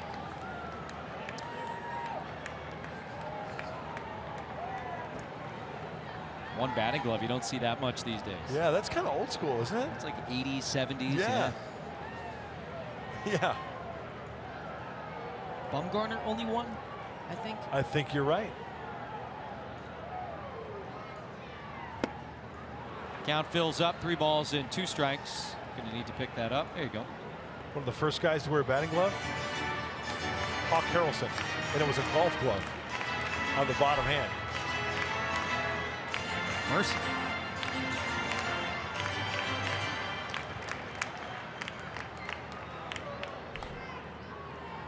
So with 2 outs and a full count, Josh Bell, the runner at first, will be off. First guy to use a hairdryer in the clubhouse? Joe Pepitone. I believe that. And what a moment that was. Oh, he got ridiculed for it. I can only imagine. Can you imagine in the 70s walking into the clubhouse and plugging in a hairdryer after a game?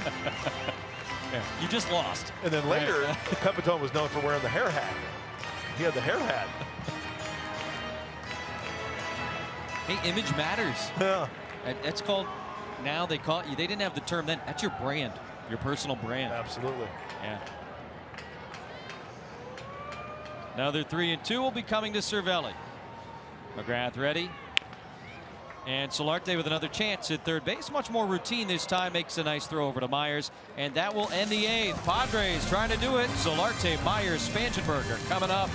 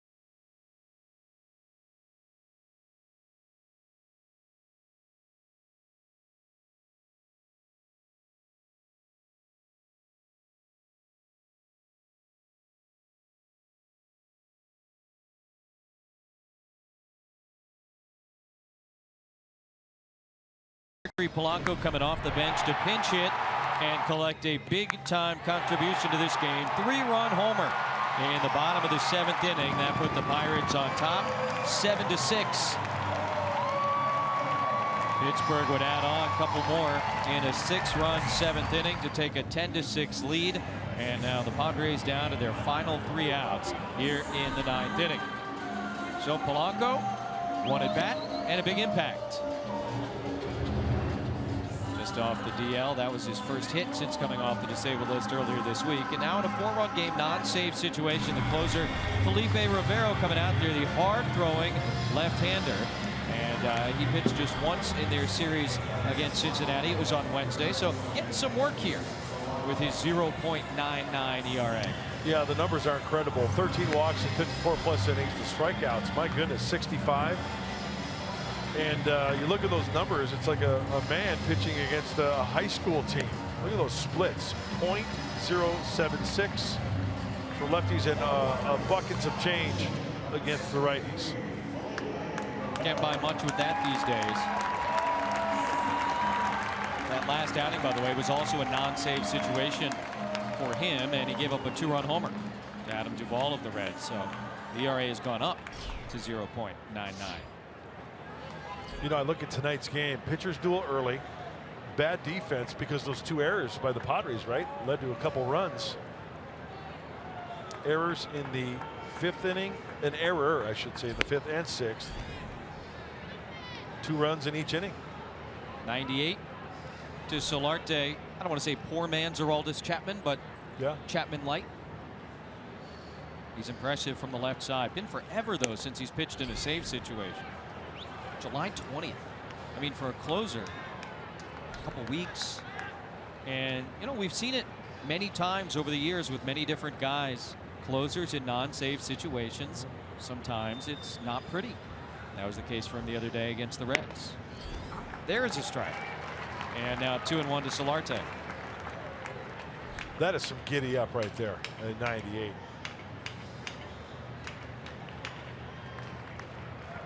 Spins and delivers, and now 2 balls and 2 strikes after Solarte fouls that one off. John Hervis back in the 6th inning, stepped up in a big spot, and he helped the Padres out. This was a towering drive, and the question was, did it get out? On replay review, yes, it did. Now a full count, 3 balls and 2 strikes. That one 99 miles per hour.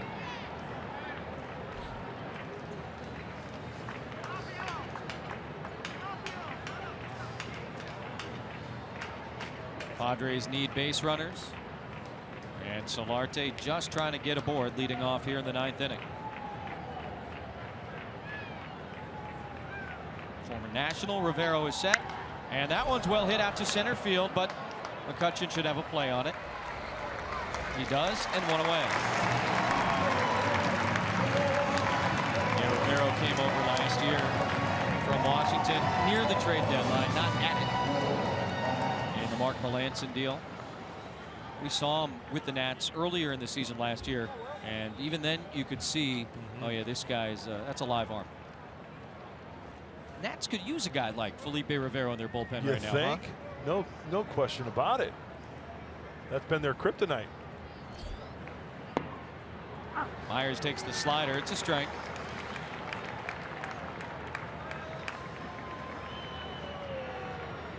Ivan Nova started this game for the Pirates. He went 6, and it feels like forever since he was in this game. Gets the fastball by Myers. Travis Wood went 5+ starting for the Padres. Feels like forever since he's been in the game. Big time bullpen night. 5 relievers used by the Padres, and Rivero, the 4th man out of the bullpen. Hard hit, but at the shortstop. Jordy Mercer makes the play, 2 away.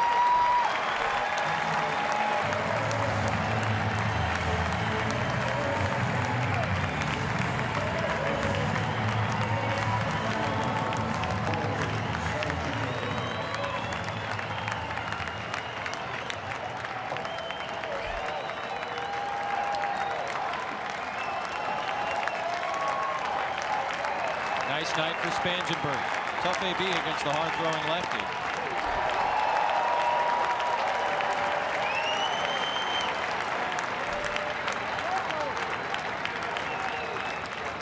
What remains of what was a big crowd on their feet here in Pittsburgh. Strike 2.